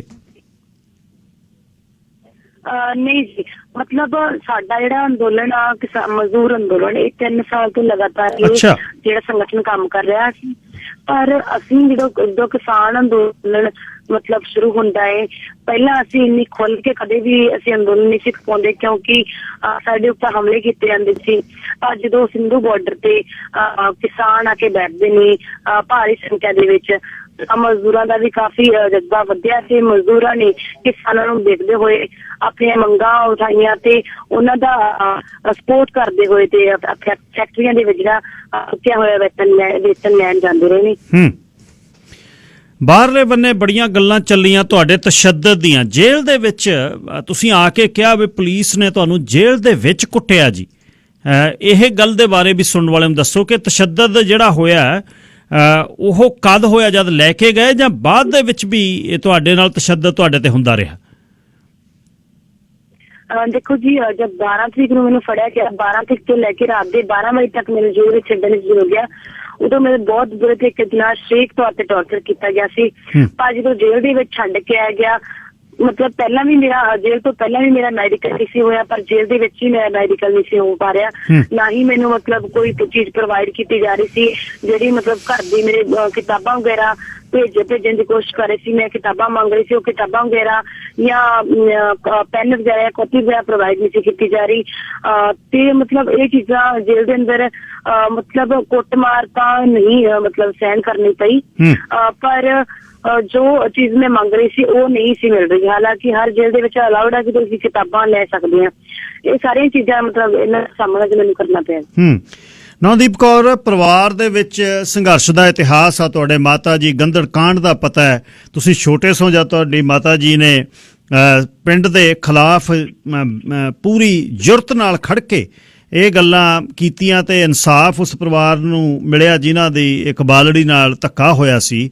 ਉਸ ਤੋਂ ਬਾਅਦ ਜਿਹੜਾ ਕੁਛ ਤੁਸੀਂ ਇਹ ਵਿਰਾਸਤ ਦੇ ਵਿੱਚ ਮਿਲਿਆ ਤੇ ਉਹਦੇ ਬਾਅਦ ਜ਼ਿੰਦਗੀ ਦੇ ਵਿੱਚ ਵਿਖਮ ਪੈਂਦੇ ਨੇ, ਬੰਦਿਆਂ ਦਾ ਬੁਰਾ ਹਾਲ ਜੇਲ੍ਹ 'ਚ ਹੋ ਜਾਂਦਾ, ਇਸਤਰੀਆਂ ਦਾ ਜੇਲ੍ਹ 'ਚ ਰਹਿਣਾ ਸੌਖਾ ਨਹੀਂ ਹੈ। ਹੁਣ ਕੀ ਮਹਿਸੂਸ ਕਰਦੇ ਹੋ ਤੁਸੀਂ? ਇਹ ਧੱਕੇ ਦੇ ਖਿਲਾਫ ਇਹ ਜੰਗ ਜਾਰੀ ਰਹਿਣੀ ਹੈ ਜਾਂ ਤੁਹਾਡੇ ਮਨ ਦੇ ਵਿੱਚ ਕੀ ਹੈ, ਭਾਵ ਕੀ ਹੈ ਹੁਣ? देखो जी, असी अपने इतिहास नूं देखिए, चाहे सिख इतिहास होवे चाहे वैसे भी दूसरा इतिहास आपां उठा के देखते हैं तां जो भी जनता की आवाज बनता, जनता की आवाज बनता है तां लोकां नूं उस तरीके दे नाल दबाया जांदा है, उन्हां दी आवाज नूं दबाया जांदा है। उस तरीके दे नाल हुण उनकी सरकारां भी तानाशाह जिहड़ा रवैया अपना रही ने। जो लोगों की आवाज बनता वो ते खतरनाक धारावां लगा दित्तियां जांदियां ने, जिवें हुण भी राजनीतिक बंदी जिहड़े साडे जिल੍ਹਿਆਂ ਦੇ ਵਿੱਚ ने उन्हां दे उपर UAP NSA वर्गे जिहड़ियां धारावां लगा के उन्हां नूं नज़रबंद किया गया है। इस तरीके दे नाल मेरे उपर भी उन्होंने 307 वर्गे जबरन सुली दे केस पा के मतलब मैनूं जेल दे विच डकिया, पर वो जनता लई काम करदे ने, ਉਹਨਾਂ ਦੇ ਨਾਲ ਲਗਾਤਾਰ ਜਿਹੜੀਆਂ ਸਰਕਾਰਾਂ ਐਵੇਂ ਦਾ ਰਵੱਈਆ ਜਿਹਾ ਅਪਣਾਉਂਦੀਆਂ ਨੇ। ਨਵਦੀਪ ਕੌਰ, ਅੰਦਰ ਜਿਹੜੀ ਮਦਦ ਹੋਈ, ਕਿਹਨਾਂ ਨੇ ਮਦਦ ਕੀਤੀ? ਵਕੀਲ ਕਿਹਨਾਂ ਨੇ ਕੀਤੇ? ਪਿਛਲੇ ਦਿਨੀ ਸਿਰਸਾ ਹੋਰੀ ਕੋਲ ਸਨ ਜਾਂ ਤੁਹਾਡੀ ਰਿਹਾਈ ਹੋਈ ਹੈ? ਕਿਉਂਕਿ ਸੁਣਨ ਵਾਲਿਆਂ ਨੂੰ ਪਤਾ ਹੋਣਾ ਚਾਹੀਦਾ ਹੈ ਕਿ ਇਹੋ ਜਿਹੇ ਸਮਿਆਂ ਦੇ ਵਿੱਚ ਮਦਦ ਕਰਨ ਵਾਲਿਆਂ ਦਾ ਨਾਂ ਵੀ ਨਾਲ ਚਾਹੀਦਾ। ਸੋ ਮਦਦ ਕਿਹਨੇ ਕੀਤੀ ਜਾਂ ਜੇਲ੍ਹ ਦੇ ਵਿੱਚੋਂ? देखो जी, पहला तो मतलब ये मुद्दा बिल्कुल भी सी नहीं उठा क्योंकि लोगों को पता ही नहीं सी कि ज्यादातर लोगों को भी की चल रहा। बहुत छोटे पद्धर ते मतलब मामला उठा सी क्योंकि बहुत घट जेहड़े रिपोर्टर से जेहड़े पहला मैं जो मतलब अंदोलन दे विच लोकां दे वेतन दवाउंदी सी तां बहुत घट जेहड़े पत्रकारां नाल मेरी गल हुंदी रही सी। पर उस तो बाद जदों मैनूं अरैस्टिंग होई मेरी तां हौली हौली जो लोकां ने आवाज़ उठाउणी शुरू कीती तां किसानां दे विच गल गई आ, मीडिया ने मुद्दा उठाया तां हौली हौली मतलब काफी लोगों ने हेल्प लई मतलब अगे आए आ। लगातार प्रैशर जिहड़ा बहुत बनता रहा है। पर जिहड़ा मेरा केस आ मतलब सब तो पहला जतिंदर कुमार जी वालों लड़ाया जा रहा सी, RS चीमा जी, AS चीमा जी, हरिंदर सिंह बैस, अमनदीप सिंह जी वालों केस लड़ाया गया, या सिरसा जी वालों मतलब बहुत वड्डी जिहड़ी है मतलब उन्होंने हेल्प की है जो गुरुद्वारा प्रबंधक कमेटी वालों जी। तो मतलब ये सारे लोग ने या होर भी जिन्होंने लोगों ने लगातार सपोर्ट की, जिन्हों के प्रैशर की वजह करके मुद्दा उठाया, जिन्होंने वजह करके मतलब मेरे केस जिहड़े इन्ने वधिया वकीलां द्वारा लाए गए, तो वो सारी ही देन सब तो वड्डी तां उन्हां लोकां दी जिन्हां ने इन्ना प्रैशर बनाया कि जिस करके मतलब इन्नी देन मिली है। नवदीप जी, ये दस्सिओ कि इस देश दे विच हक सच दी जिहड़ी आवाज़ है वो लोग कह रहे हैं दवाई जा रही है, तो मीडिया सोशल मीडिया ते पाबंदी की गल है। हुण फिर सफ़र इस तरह जारी रहना जी? अगांह की सोचते हो करने नूं? देखो जी, फ्यूचर में यही मेरा प्लान है कि मैं आगे भी जनता के हितों के लिए मतलब हमेशा खड़ी रहूंगी। ऐसा नहीं है कि हम लोग अभी डर के पीछे हट जाएंगे, क्योंकि जिस जनता ने आज इतनी आवाज उठा के मुझे बाहर निकाला है और उसी जनता के हकों के लिए अगर हम लोग नहीं बोलेंगे तो हमसे बड़ा गद्दार कौन हो सकता है। क्योंकि देखियो वैसे तो हम लोगों ने देखा है कि कितने जो राजनीतिक बंदी है अभी भी जेलों के अंदर बंद है, उनके लिए इतनी आवाज नहीं उठी है, वो आज भी जेलों में बंद है। लेकिन मेरी आवाज जनता ने इसलिए उठाई कि मतलब इतने खतरनाक जो धाराएं लगने के बावजूद भी मतलब मैं आज जेल से बाहर हूँ और उम्मीद है कि शिव कुमार भी जल्दी बाहर आ जाएंगे। तो 4 तारीख को कल भी हम लोग जो शिव कुमार के लिए हम लोग प्रोटेस्ट जो कर रहे हैं, तो उम्मीद यही है कि हम लोग जनता के साथ खड़े रहेंगे और आगे भी हम लोग ऐसी जनता के लिए काम करते रहेंगे। और फ्यूचर में भी मतलब मेरा कोई जॉब करने का कोई प्लान नहीं है और ऐसे संगठन में काम करने गए जी मेरा। ਅੱਛਾ, ਹੁਣ ਪਰਿਵਾਰ ਗੰਦੜ ਪਿੰਡ ਤੋਂ ਮੂਵ ਹੋ ਗਿਆ, ਅੱਜ ਕੱਲ ਤੁਸੀਂ ਹਰਿਆਣੇ 'ਚ ਰਹਿ ਰਹੇ ਹੋ ਜੀ ਫਿਰ? नहीं जी, परिवार का मतलब मेरा इत्थे पंजाब ही सी, पर जो मैं हुण ते हरियाणे दे विच मेरी अरेस्टिंग होई तां परिवार जिहड़ा सिंघू बॉर्डर ते आ गया सीगा मेरा। अच्छा। ते जो मैं हुण इत्थे ही हां जी, हजे मैं सिंघू बॉर्डर ते हां, क्योंकि इत्थे लोकां नाल मैं मिल रही हां या फिर ਵੱਖਰੇ ਵੱਖਰੇ तरीके दे नाल लोक सन्मान जिहड़ा मेरा कर रहे ने। हुण मैं पंजाब जाऊंगी जी 5-6-7 तक, ते फिर 8 तरीक दी मेरी सोनीपत पेशी भी है जी, ते फिर उदों मैं पंजाब ਅਸੀਂ ਜਾਵਾਂਗੀ। ਤੇ ਫਿਲਹਾਲ ਜਿਹੜਾ ਸਾਡਾ ਪਰਿਵਾਰ ਤੇ ਮੈਂ ਸਿੰਘੂ ਬਾਰਡਰ ਜੀ। ਅੱਛਾ ਨੌਦੀਪ ਜੀ, ਗੰਦੜ ਪਿੰਡ ਦੇ ਕੁਝ ਮੁੰਡਿਆਂ ਨੇ ਇੱਕ ਵੀਡੀਓ ਬਣਾਈ, ਵਾਇਰਲ ਹੋ ਰਹੀ ਹੈ। ਉਹ ਪਰਿਵਾਰ ਤੇ ਦੋਸ਼ ਲਾ ਰਹੇ ਨੇ ਵੀ ਇਹ ਜਬਰੀ ਵਸੂਲੀ ਕਰਦੇ ਨੇ, ਲੋਕਾਂ ਨੂੰ ਇਹ ਬਲੈਕਮੇਲ ਕਰਦੇ ਨੇ। ਉਹ ਮੁੰਡੇ ਕੌਣ ਨੇ ਜਿਨ੍ਹਾਂ ਨੇ ਬਣਾਈ ਹੈ ਵੀਡੀਓ? ਦੇਖੋ ਜੀ, ਜਦੋਂ ਇਹ ਇੱਕ ਪੁਰਾਣਾ ਤੁਸੀਂ ਦੇਖੋ ਕਾਂਡ ਕੱਢ ਕੇ ਸਾਡੇ ਗੰਦੜ ਕਾਂਡ ਜੋ ਕਰਕੇ ਸ਼ਾਇਦ YouTube ਤੇ ਤੁਸੀਂ ਕੁਛ ਨਿਊਜ਼ ਮਿਲਣੀ ਹੈ। ਇੱਕ ਗੰਦੜ ਕਾਂਡ ਹੋਇਆ ਸੀ ਜਿਹਦੇ ਵਿੱਚ ਇੱਕ ਨਾਬਾਲਿਗ ਲੜਕੀ ਜੋ ਦਲਿਤ ਲੜਕੀ ਦੇ ਨਾਲ ਰੇਪ ਕੀਤਾ ਗਿਆ ਸੀਗਾ ਪਿੰਡ ਦੇ ਅਮੀਰ ਲੜਕਿਆਂ ਦੇ ਵੱਲੋਂ, ਤੇ ਉਹ ਮਤਲਬ ਉਹਦੀ FIR ਤੱਕ ਦਰਜ ਨਹੀਂ ਸੀ ਹੋ ਰਹੀ। ਉਦੋਂ ਵੀ ਮਜ਼ਦੂਰ ਸੰਗਠਨ ਦੇ ਵਿੱਚ ਮੇਰੀ ਮੰਮੀ ਕੰਮ ਕਰ ਰਹੀ ਸੀ, ਤਾਂ ਉਹਨਾਂ ਨੇ ਉਹਨਾਂ ਦੀ ਆਵਾਜ਼ ਉਠਾਈ ਤੇ ਉਹਨਾਂ ਲਈ ਲਗਾਤਾਰ ਪ੍ਰੋਟੈਸਟ ਕਰਦੇ ਰਹੇ ਥਾਣੇ ਦੇ ਅੱਗੇ ਬੈਠ ਕੇ ਵੀ। ਫਿਰ FIR ਦਰਜ ਹੁੰਦੀ ਹੈ, ਫਿਰ ਲਗਾਤਾਰ ਪ੍ਰੋਟੈਸਟ ਹੁੰਦੇ ਨੇ, ਫਿਰ ਜਾ ਕੇ ਮਤਲਬ ਉਹਨਾਂ ਜੇਲ੍ਹ ਦੇ ਅੰਦਰ ਬੰਦ ਕੀਤਾ ਜਾਂਦਾ ਹੈ। ਤੇ ਉਹੀ ਲੋਕ ਨੇ ਜਿਨ੍ਹਾਂ ਦੇ ਬੱਚਿਆਂ ਨੇ, ਜਿਨ੍ਹਾਂ ਦੇ ਅਮੀਰ ਲੋਕਾਂ ਦੇ ਬੱਚਿਆਂ ਨੇ ਰੇਪ ਕੀਤਾ ਸੀ ਉਸ ਲੜਕੀ ਦੇ ਨਾਲ, ਤੇ ਉਹ ਲੜਕੀ ਨੂੰ ਇਨਸਾਫ ਦਿਵਾਉਣ ਲਈ ਜਿਹੜਾ ਸਾਡਾ ਪਰਿਵਾਰ ਤੇ ਸਾਡੇ ਜਿਹੜੇ ਜੋ ਦਲਿਤ ਜਾਂ ਮਜ਼ਦੂਰ ਲੋਕ ਖੜੇ ਹੋਏ ਸੀਗੇ, ਤੇ ਉਹਨਾਂ ਦੇ ਖਿਲਾਫ ਅੱਜ ਵੀ ਉਹ ਪਰਿਵਾਰ ਜਿਹੜਾ ਬੋਲਣ ਦੀ ਕੋਸ਼ਿਸ਼ ਕਰ ਰਿਹਾ ਜੀ। ਅਖੀਰ ਦੇ ਵਿੱਚ ਸੁਣਨ ਵਾਲਿਆਂ ਨੂੰ, ਬਾਹਰ ਤੁਹਾਨੂੰ ਅਮਰੀਕਾ, ਕੈਨੇਡਾ, ਆਸਟ੍ਰੇਲੀਆ ਦੇ ਵਿੱਚ ਲੋਕ ਸੁਣ ਰਹੇ ਨੇ, ਕੀ ਸੁਨੇਹਾ ਦੇਣਾ ਚਾਹੁੰਦੇ ਹੋ ਜੀ? ਜੀ ਮੈਂ ਲਾਸਟ ਤੇ ਇਹੀ ਸੁਨੇਹਾ ਦੇਣਾ ਚਾਹੁੰਦੀ ਹਾਂ ਜੀ ਕਿ ਸਾਡੀ ਜਿਹੜੀ ਡਿਮਾਂਡ ਆ ਉਹ ਹਜੇ ਤੱਕ ਪੂਰੀ ਨਹੀਂ ਹੋਈ। ਸਾਡੀ ਜਿਹੜੀ ਜਿੱਤ ਹਜੇ ਤੱਕ ਜਿੱਤ ਪ੍ਰਾਪਤ ਸਾਨੂੰ ਹੋਈ ਨਹੀਂ ਹੈਗੀ। ਮੈਂ ਸਿਰਫ ਜੇਲ੍ਹ ਤੇ ਬਾਹਰ ਆਈ ਹਾਂ। ਜਸਟਿਸ ਕੁਮਾਰ ਵੀ ਅੱਜ ਵੀ ਜੇਲ੍ਹ ਦੇ ਅੰਦਰ ਆ, ਜਾਂ ਹੋਰ ਵੀ ਜਿਹੜੇ ਰਾਜਨੀਤਿਕ ਬੰਦੀ ਅੱਜ ਵੀ ਜੇਲ੍ਹਾਂ ਦੇ ਅੰਦਰ ਆ, ਤੇ ਅੱਜ ਵੀ ਜਿਹੜੇ ਕਿਸਾਨ ਨੇ ਉਹ ਧਰਨਿਆਂ ਤੇ ਬੈਠੇ ਨੇ, ਉਹਨਾਂ ਦੀ ਕੋਈ ਸੁਣਵਾਈ ਨਹੀਂ ਹੋ ਰਹੀ।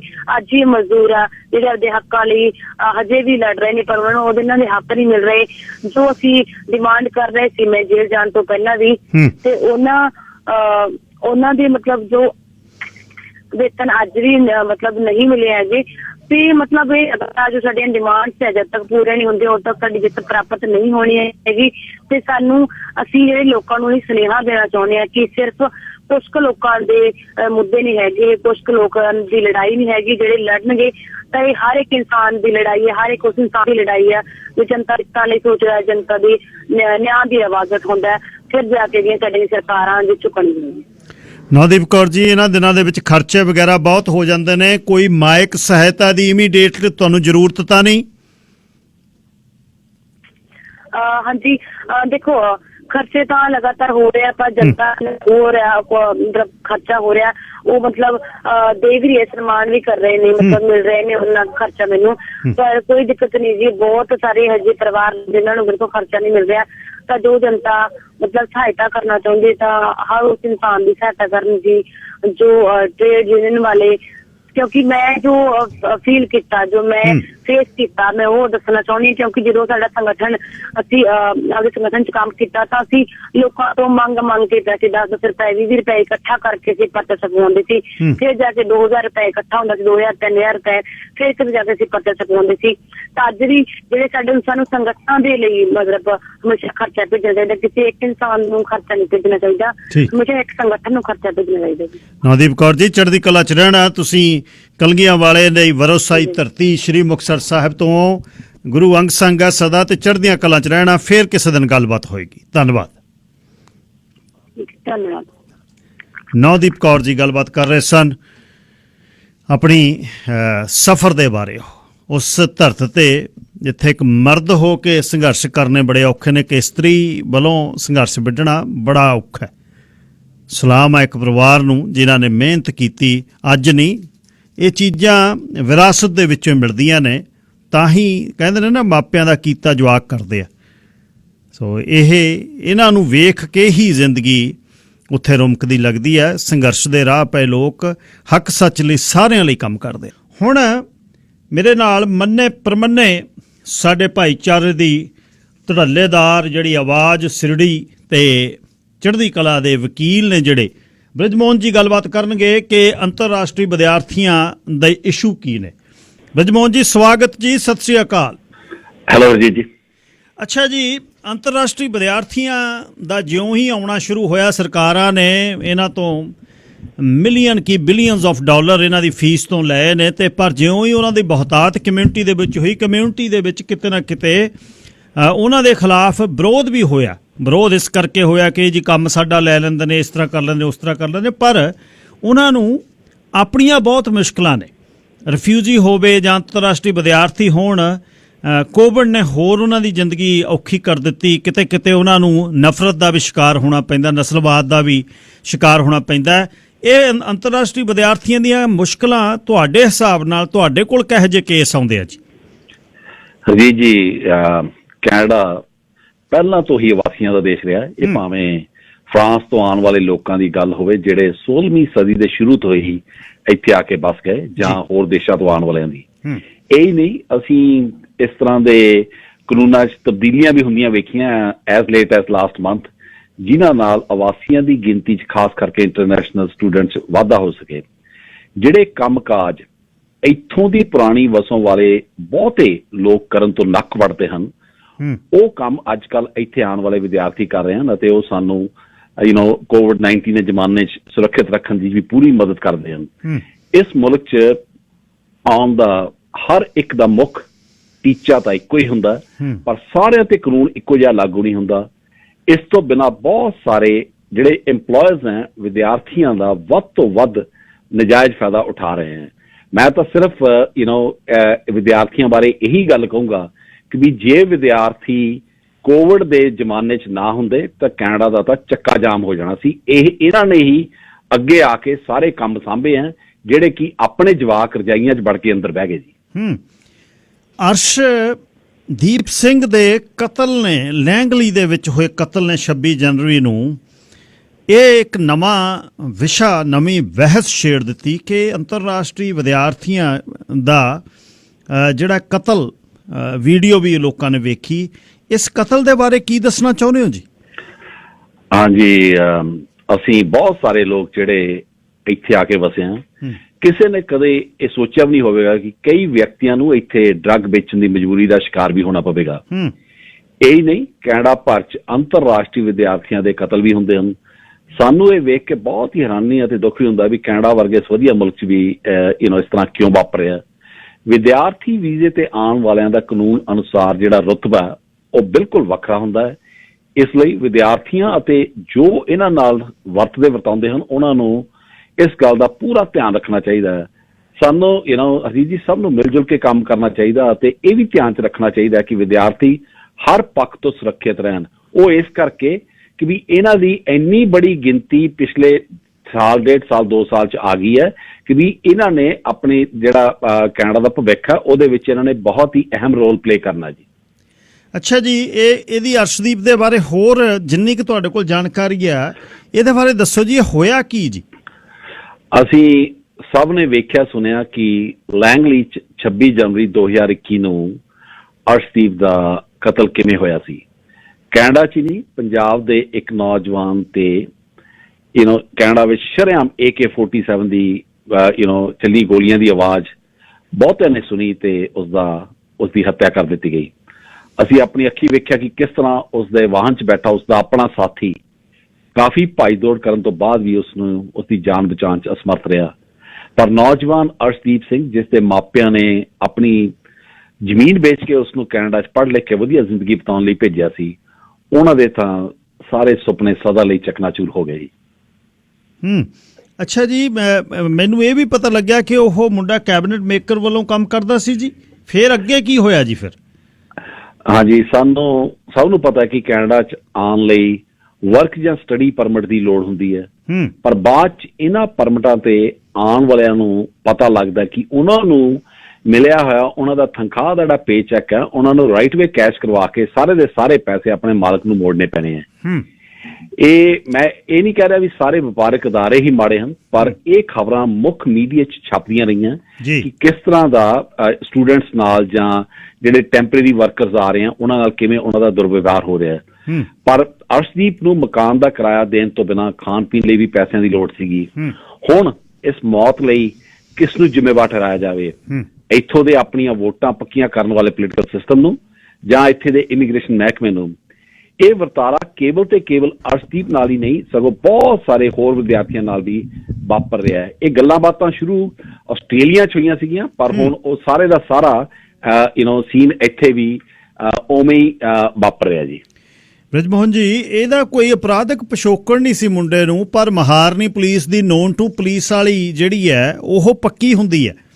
ਪੁਲਿਸ ਉਹਨੂੰ ਜਾਣਦੀ ਸੀ, ਪਰ ਅਪਰਾਧਿਕ ਪਿਛੋਕੜ ਕੋਈ ਨਹੀਂ ਸੀ ਜੀ ਇਹਦਾ, ਹੈ ਨਾ?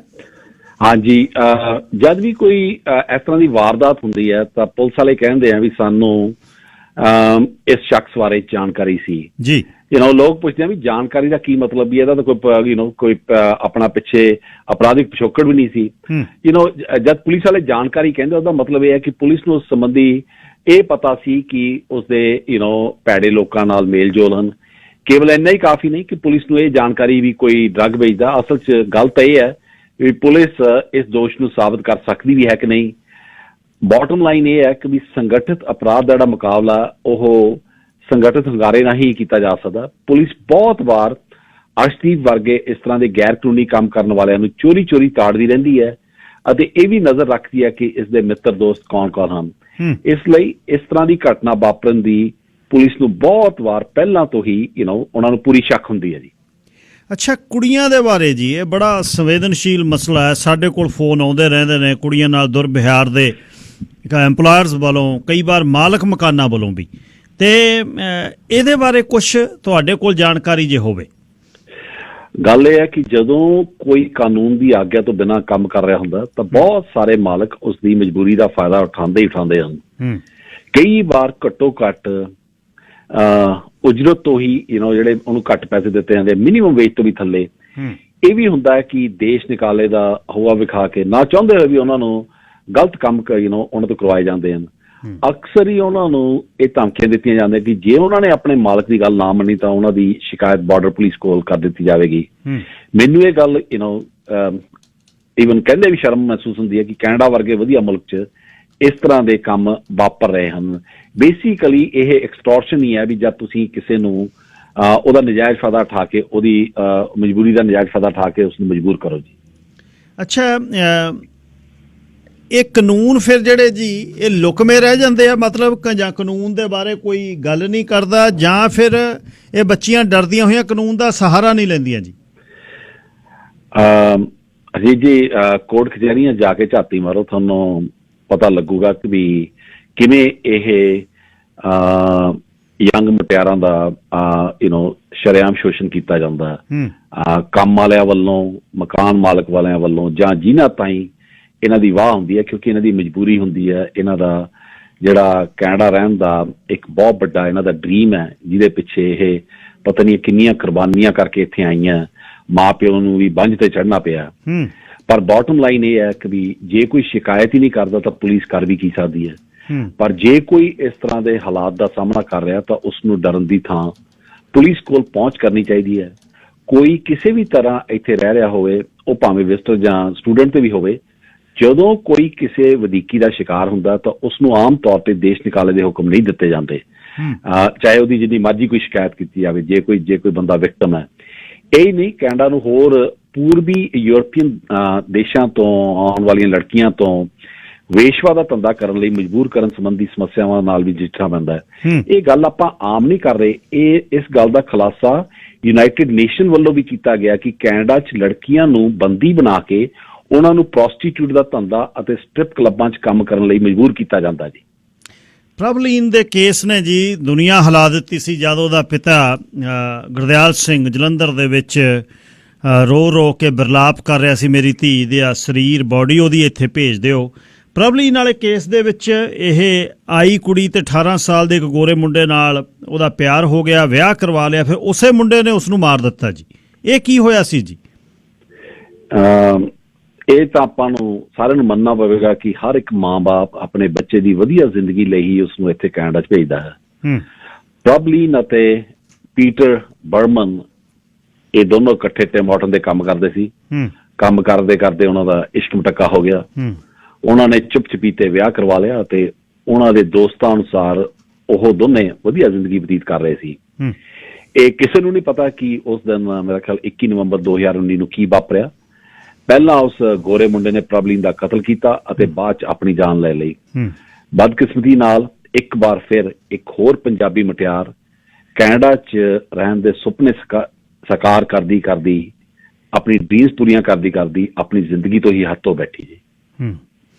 ਬਿਲੀਅਨਸ ਆਫ ਡਾਲਰ ਟਰੂਡੋ ਸਰਕਾਰ ਨੇ ਲੈਣਾ ਜੀ, ਕਹਿੰਦਾ ਮਿਲਟਰੀ ਸਟਾਈਲ ਹਥਿਆਰ ਮੈਂ ਵਾਪਸ ਖਰੀਦਣੇ ਨੇ, ਕੈਨੇਡੀਅਨਸ ਨੂੰ ਪੇ ਕਰਨਾ ਪੈਣਾ ਸਾਰਿਆਂ ਨੂੰ, ਹਥਿਆਰ ਜਿਨ੍ਹਾਂ ਨੇ ਉਹ ਰੱਖੇ ਨੇ ਤੇ ਉਹਨਾਂ ਹਥਿਆਰਾਂ ਦੇ ਨਾਲ ਕਤਲ ਕਿੰਨੇ ਕੁ ਹੁੰਦੇ ਆ ਇਹ ਤਾਂ ਸਾਰਾ ਕੁਝ ਦਰਜ ਹੈ। ਪਰ ਇਸ ਮੁੰਡੇ ਨੇ ਪੀਟਰ ਨੇ ਗਨ ਵੀ ਉਸੇ ਦਿਨ ਖਰੀਦੀ ਸੀ ਜਿਹਦੇ ਨਾਲ ਉਸਨੇ ਇਹ ਕਾਰਾ ਕੀਤਾ। ਸਿਸਟਮ ਕਿਤੇ ਨੌਕ ਹੁੰਦਾ ਜੀ। ਕੈਨੇਡਾ 'ਚ ਗਨ ਦਾ ਲਾਇਸੈਂਸ ਲੈਣ ਤੋਂ ਪਹਿਲਾਂ ਕਿਸੇ ਵਿਆਹੇ ਹੋਏ ਵਿਅਕਤੀ ਨੂੰ ਆਪਣੀ ਪਤਨੀ ਤੋਂ ਉਸ ਸੰਬੰਧੀ ਲਿਖਤੀ ਸਹਿਮਤੀ ਲੈਣੀ ਲਾਜ਼ਮੀ ਹੈ। ਕਈ ਵਾਰ ਹਥਿਆਰ ਦਾ ਲਾਇਸੈਂਸ ਲੈਣ ਲਈ ਸਾਲ ਤੋਂ ਵੀ ਵੱਧ ਦਾ ਸਮਾਂ ਲੱਗ ਜਾਂਦਾ ਹੈ। ਹੋ ਸਕਦਾ ਹੈ ਕਿ ਹਸਬੈਂਡ ਨੇ ਵਿਆਹ ਤੋਂ ਪਹਿਲਾਂ ਹੀ ਜਿਹੜਾ ਆਪਣਾ ਹੈਗਾ ਗਨ ਦਾ ਲਾਇਸੈਂਸ ਪ੍ਰਾਪਤ ਕਰ ਲਿਆ ਹੋਵੇ।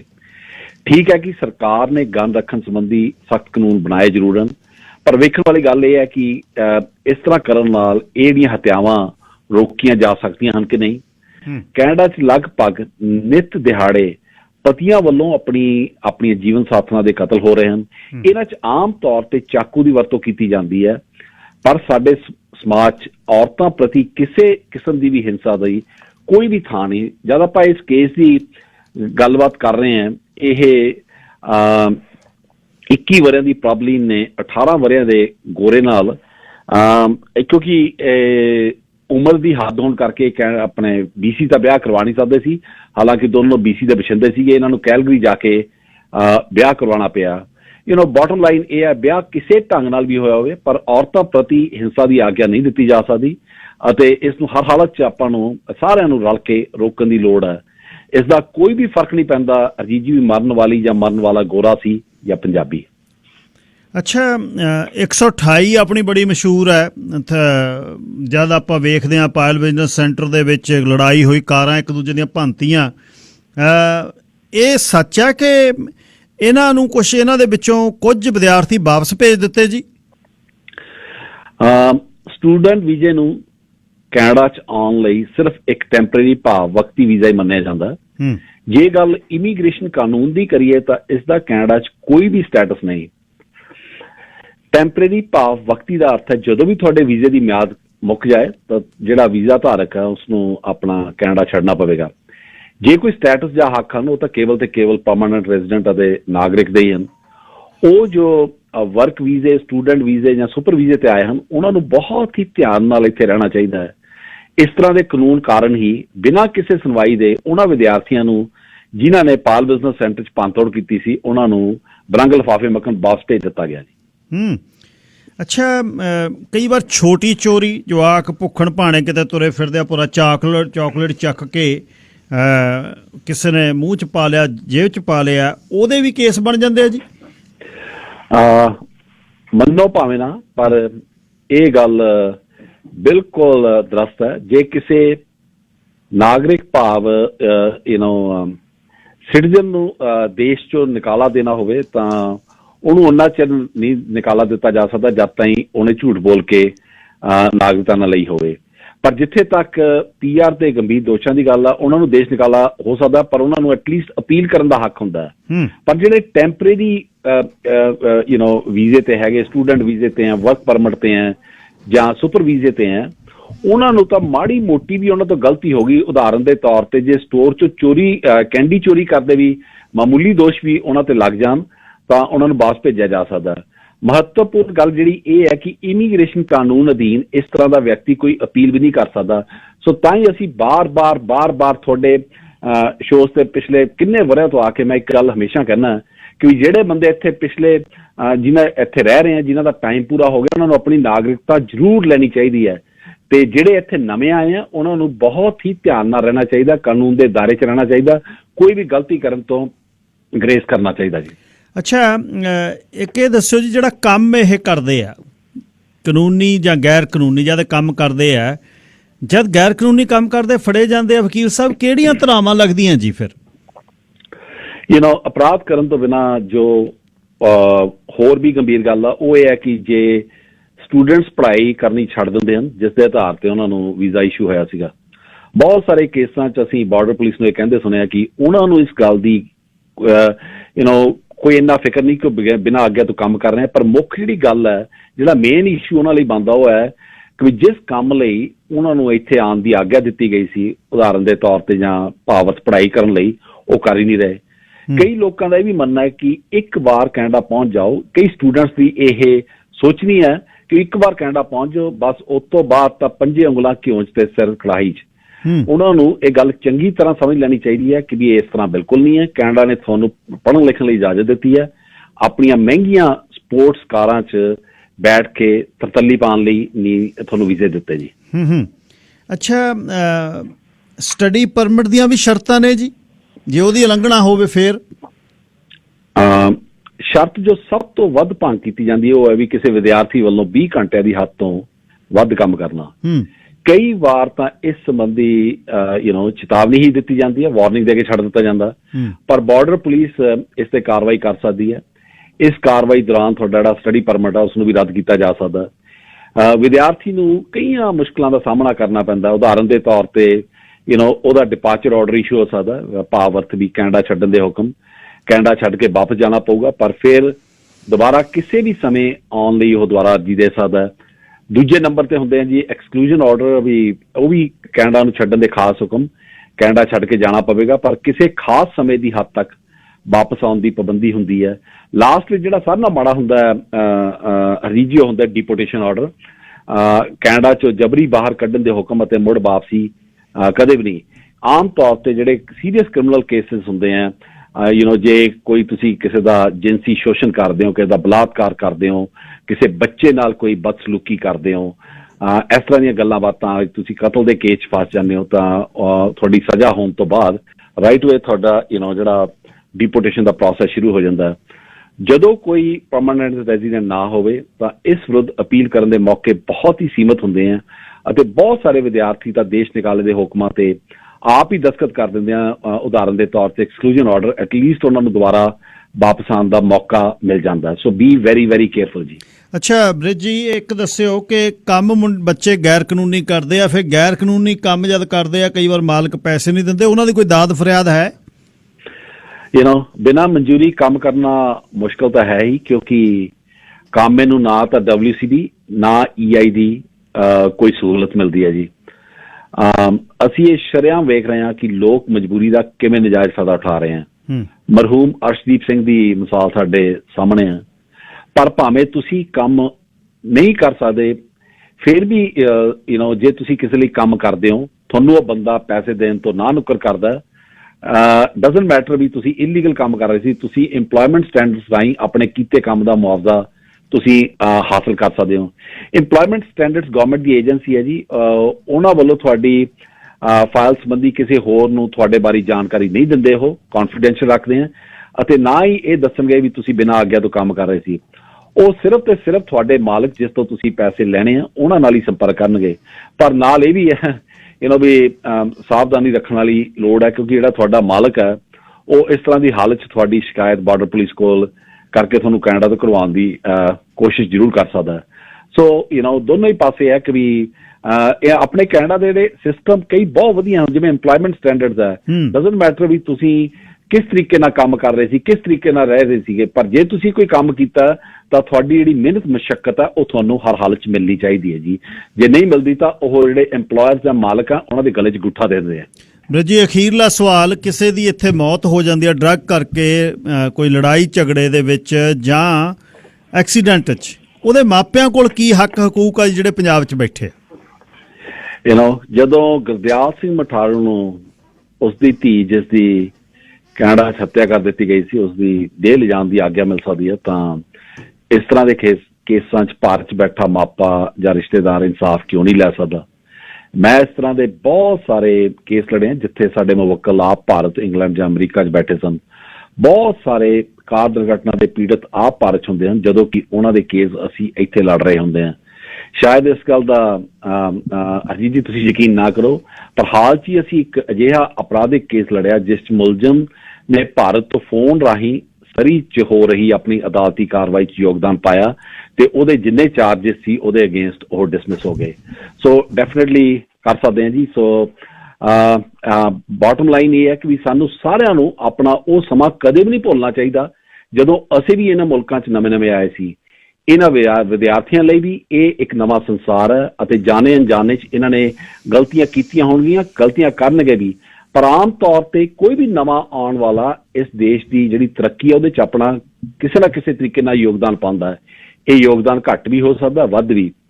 ਅਸੀਂ ਸਾਰੇ ਕੈਨੇਡਾ 'ਚ ਆਪਣੀ ਜ਼ਿੰਦਗੀ ਨੂੰ ਬਿਹਤਰ ਬਣਾਉਣ ਦੇ ਮਕਸਦ ਲਈ ਆਏ ਹਾਂ। ਸਾਨੂੰ ਸਾਰਿਆਂ ਨੂੰ ਉਹਨਾਂ ਲੋਕਾਂ ਪ੍ਰਤੀ ਜ਼ਰੂਰ ਚੁਕੰਨੇ ਰਹਿਣਾ ਪਵੇਗਾ ਜਿਹੜੇ ਸਾਡੇ ਜਾਂ ਸਾਡਾ ਕਿਸੇ ਵੀ ਤਰੀਕੇ ਨਾਲ ਨੁਕਸਾਨ ਕਰ ਸਕਦੇ। ਇਹ ਕੋਈ ਵੀ ਹੋਵੇ, ਫਿਰ ਚਾਹੇ ਉਹਨਾਂ ਦੀ ਗਿਣਤੀ ਤੁਸੀਂ ਮਿੱਤਰਾਂ ਦੋਸਤਾਂ 'ਚ ਕਰਦੇ ਹੋ ਜਾਂ ਆਪਣੇ ਦੁਸ਼ਮਣਾਂ 'ਚ। ਪਰ ਬਾਟਮ ਲਾਈਨ ਇਹ ਹੈ ਕਿ ਵੀ ਜੇ ਤੁਹਾਡੇ ਨਾਲ ਕੋਈ ਧੱਕਾ ਕਰਦਾ, ਕੋਈ ਵਧੀਕੀ ਕਰਦਾ, ਸਪੈਸ਼ਲੀ ਕੁੜੀਆਂ ਲਈ ਇਹ ਬਹੁਤ ਸੁਨੇਹਾ ਹੈਗਾ ਕਿ ਵੀ ਜੇ ਤੁਹਾਡੇ ਨਾਲ ਕੋਈ ਵੀ ਧੱਕਾ ਕਰਦਾ, ਤੁਹਾਡਾ ਐਮਪਲੋਇਰ ਜਿੱਥੇ ਤੁਸੀਂ ਕੰਮ ਕਰਦੇ ਹੋ ਜਾਂ ਜਿੱਥੇ ਤੁਸੀਂ ਰਹਿੰਦੇ ਹੋ, ਤਾਂ ਤੁਹਾਨੂੰ ਡੈਫੀਨੇਟਲੀ 911 ਕਾਲ ਪੁਲਿਸ ਨੂੰ ਕਰਨੀ ਚਾਹੀਦੀ ਹੈ।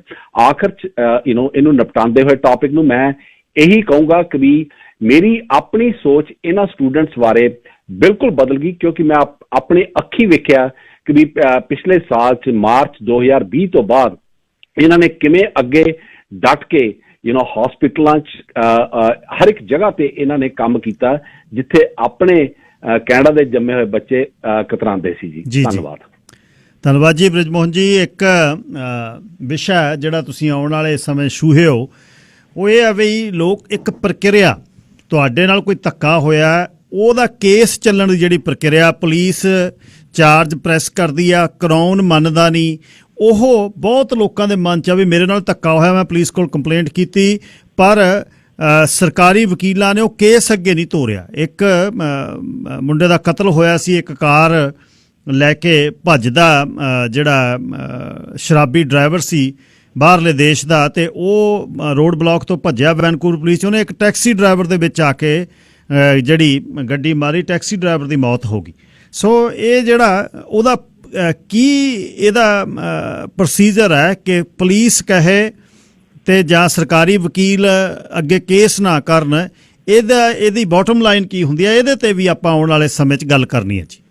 ਹਾਂ ਜੀ, ਡੈਫੀਨੇਟਲੀ ਉਹਦੇ ਤਰੀਕੇ ਹੈਗੇ ਆ ਜੀ।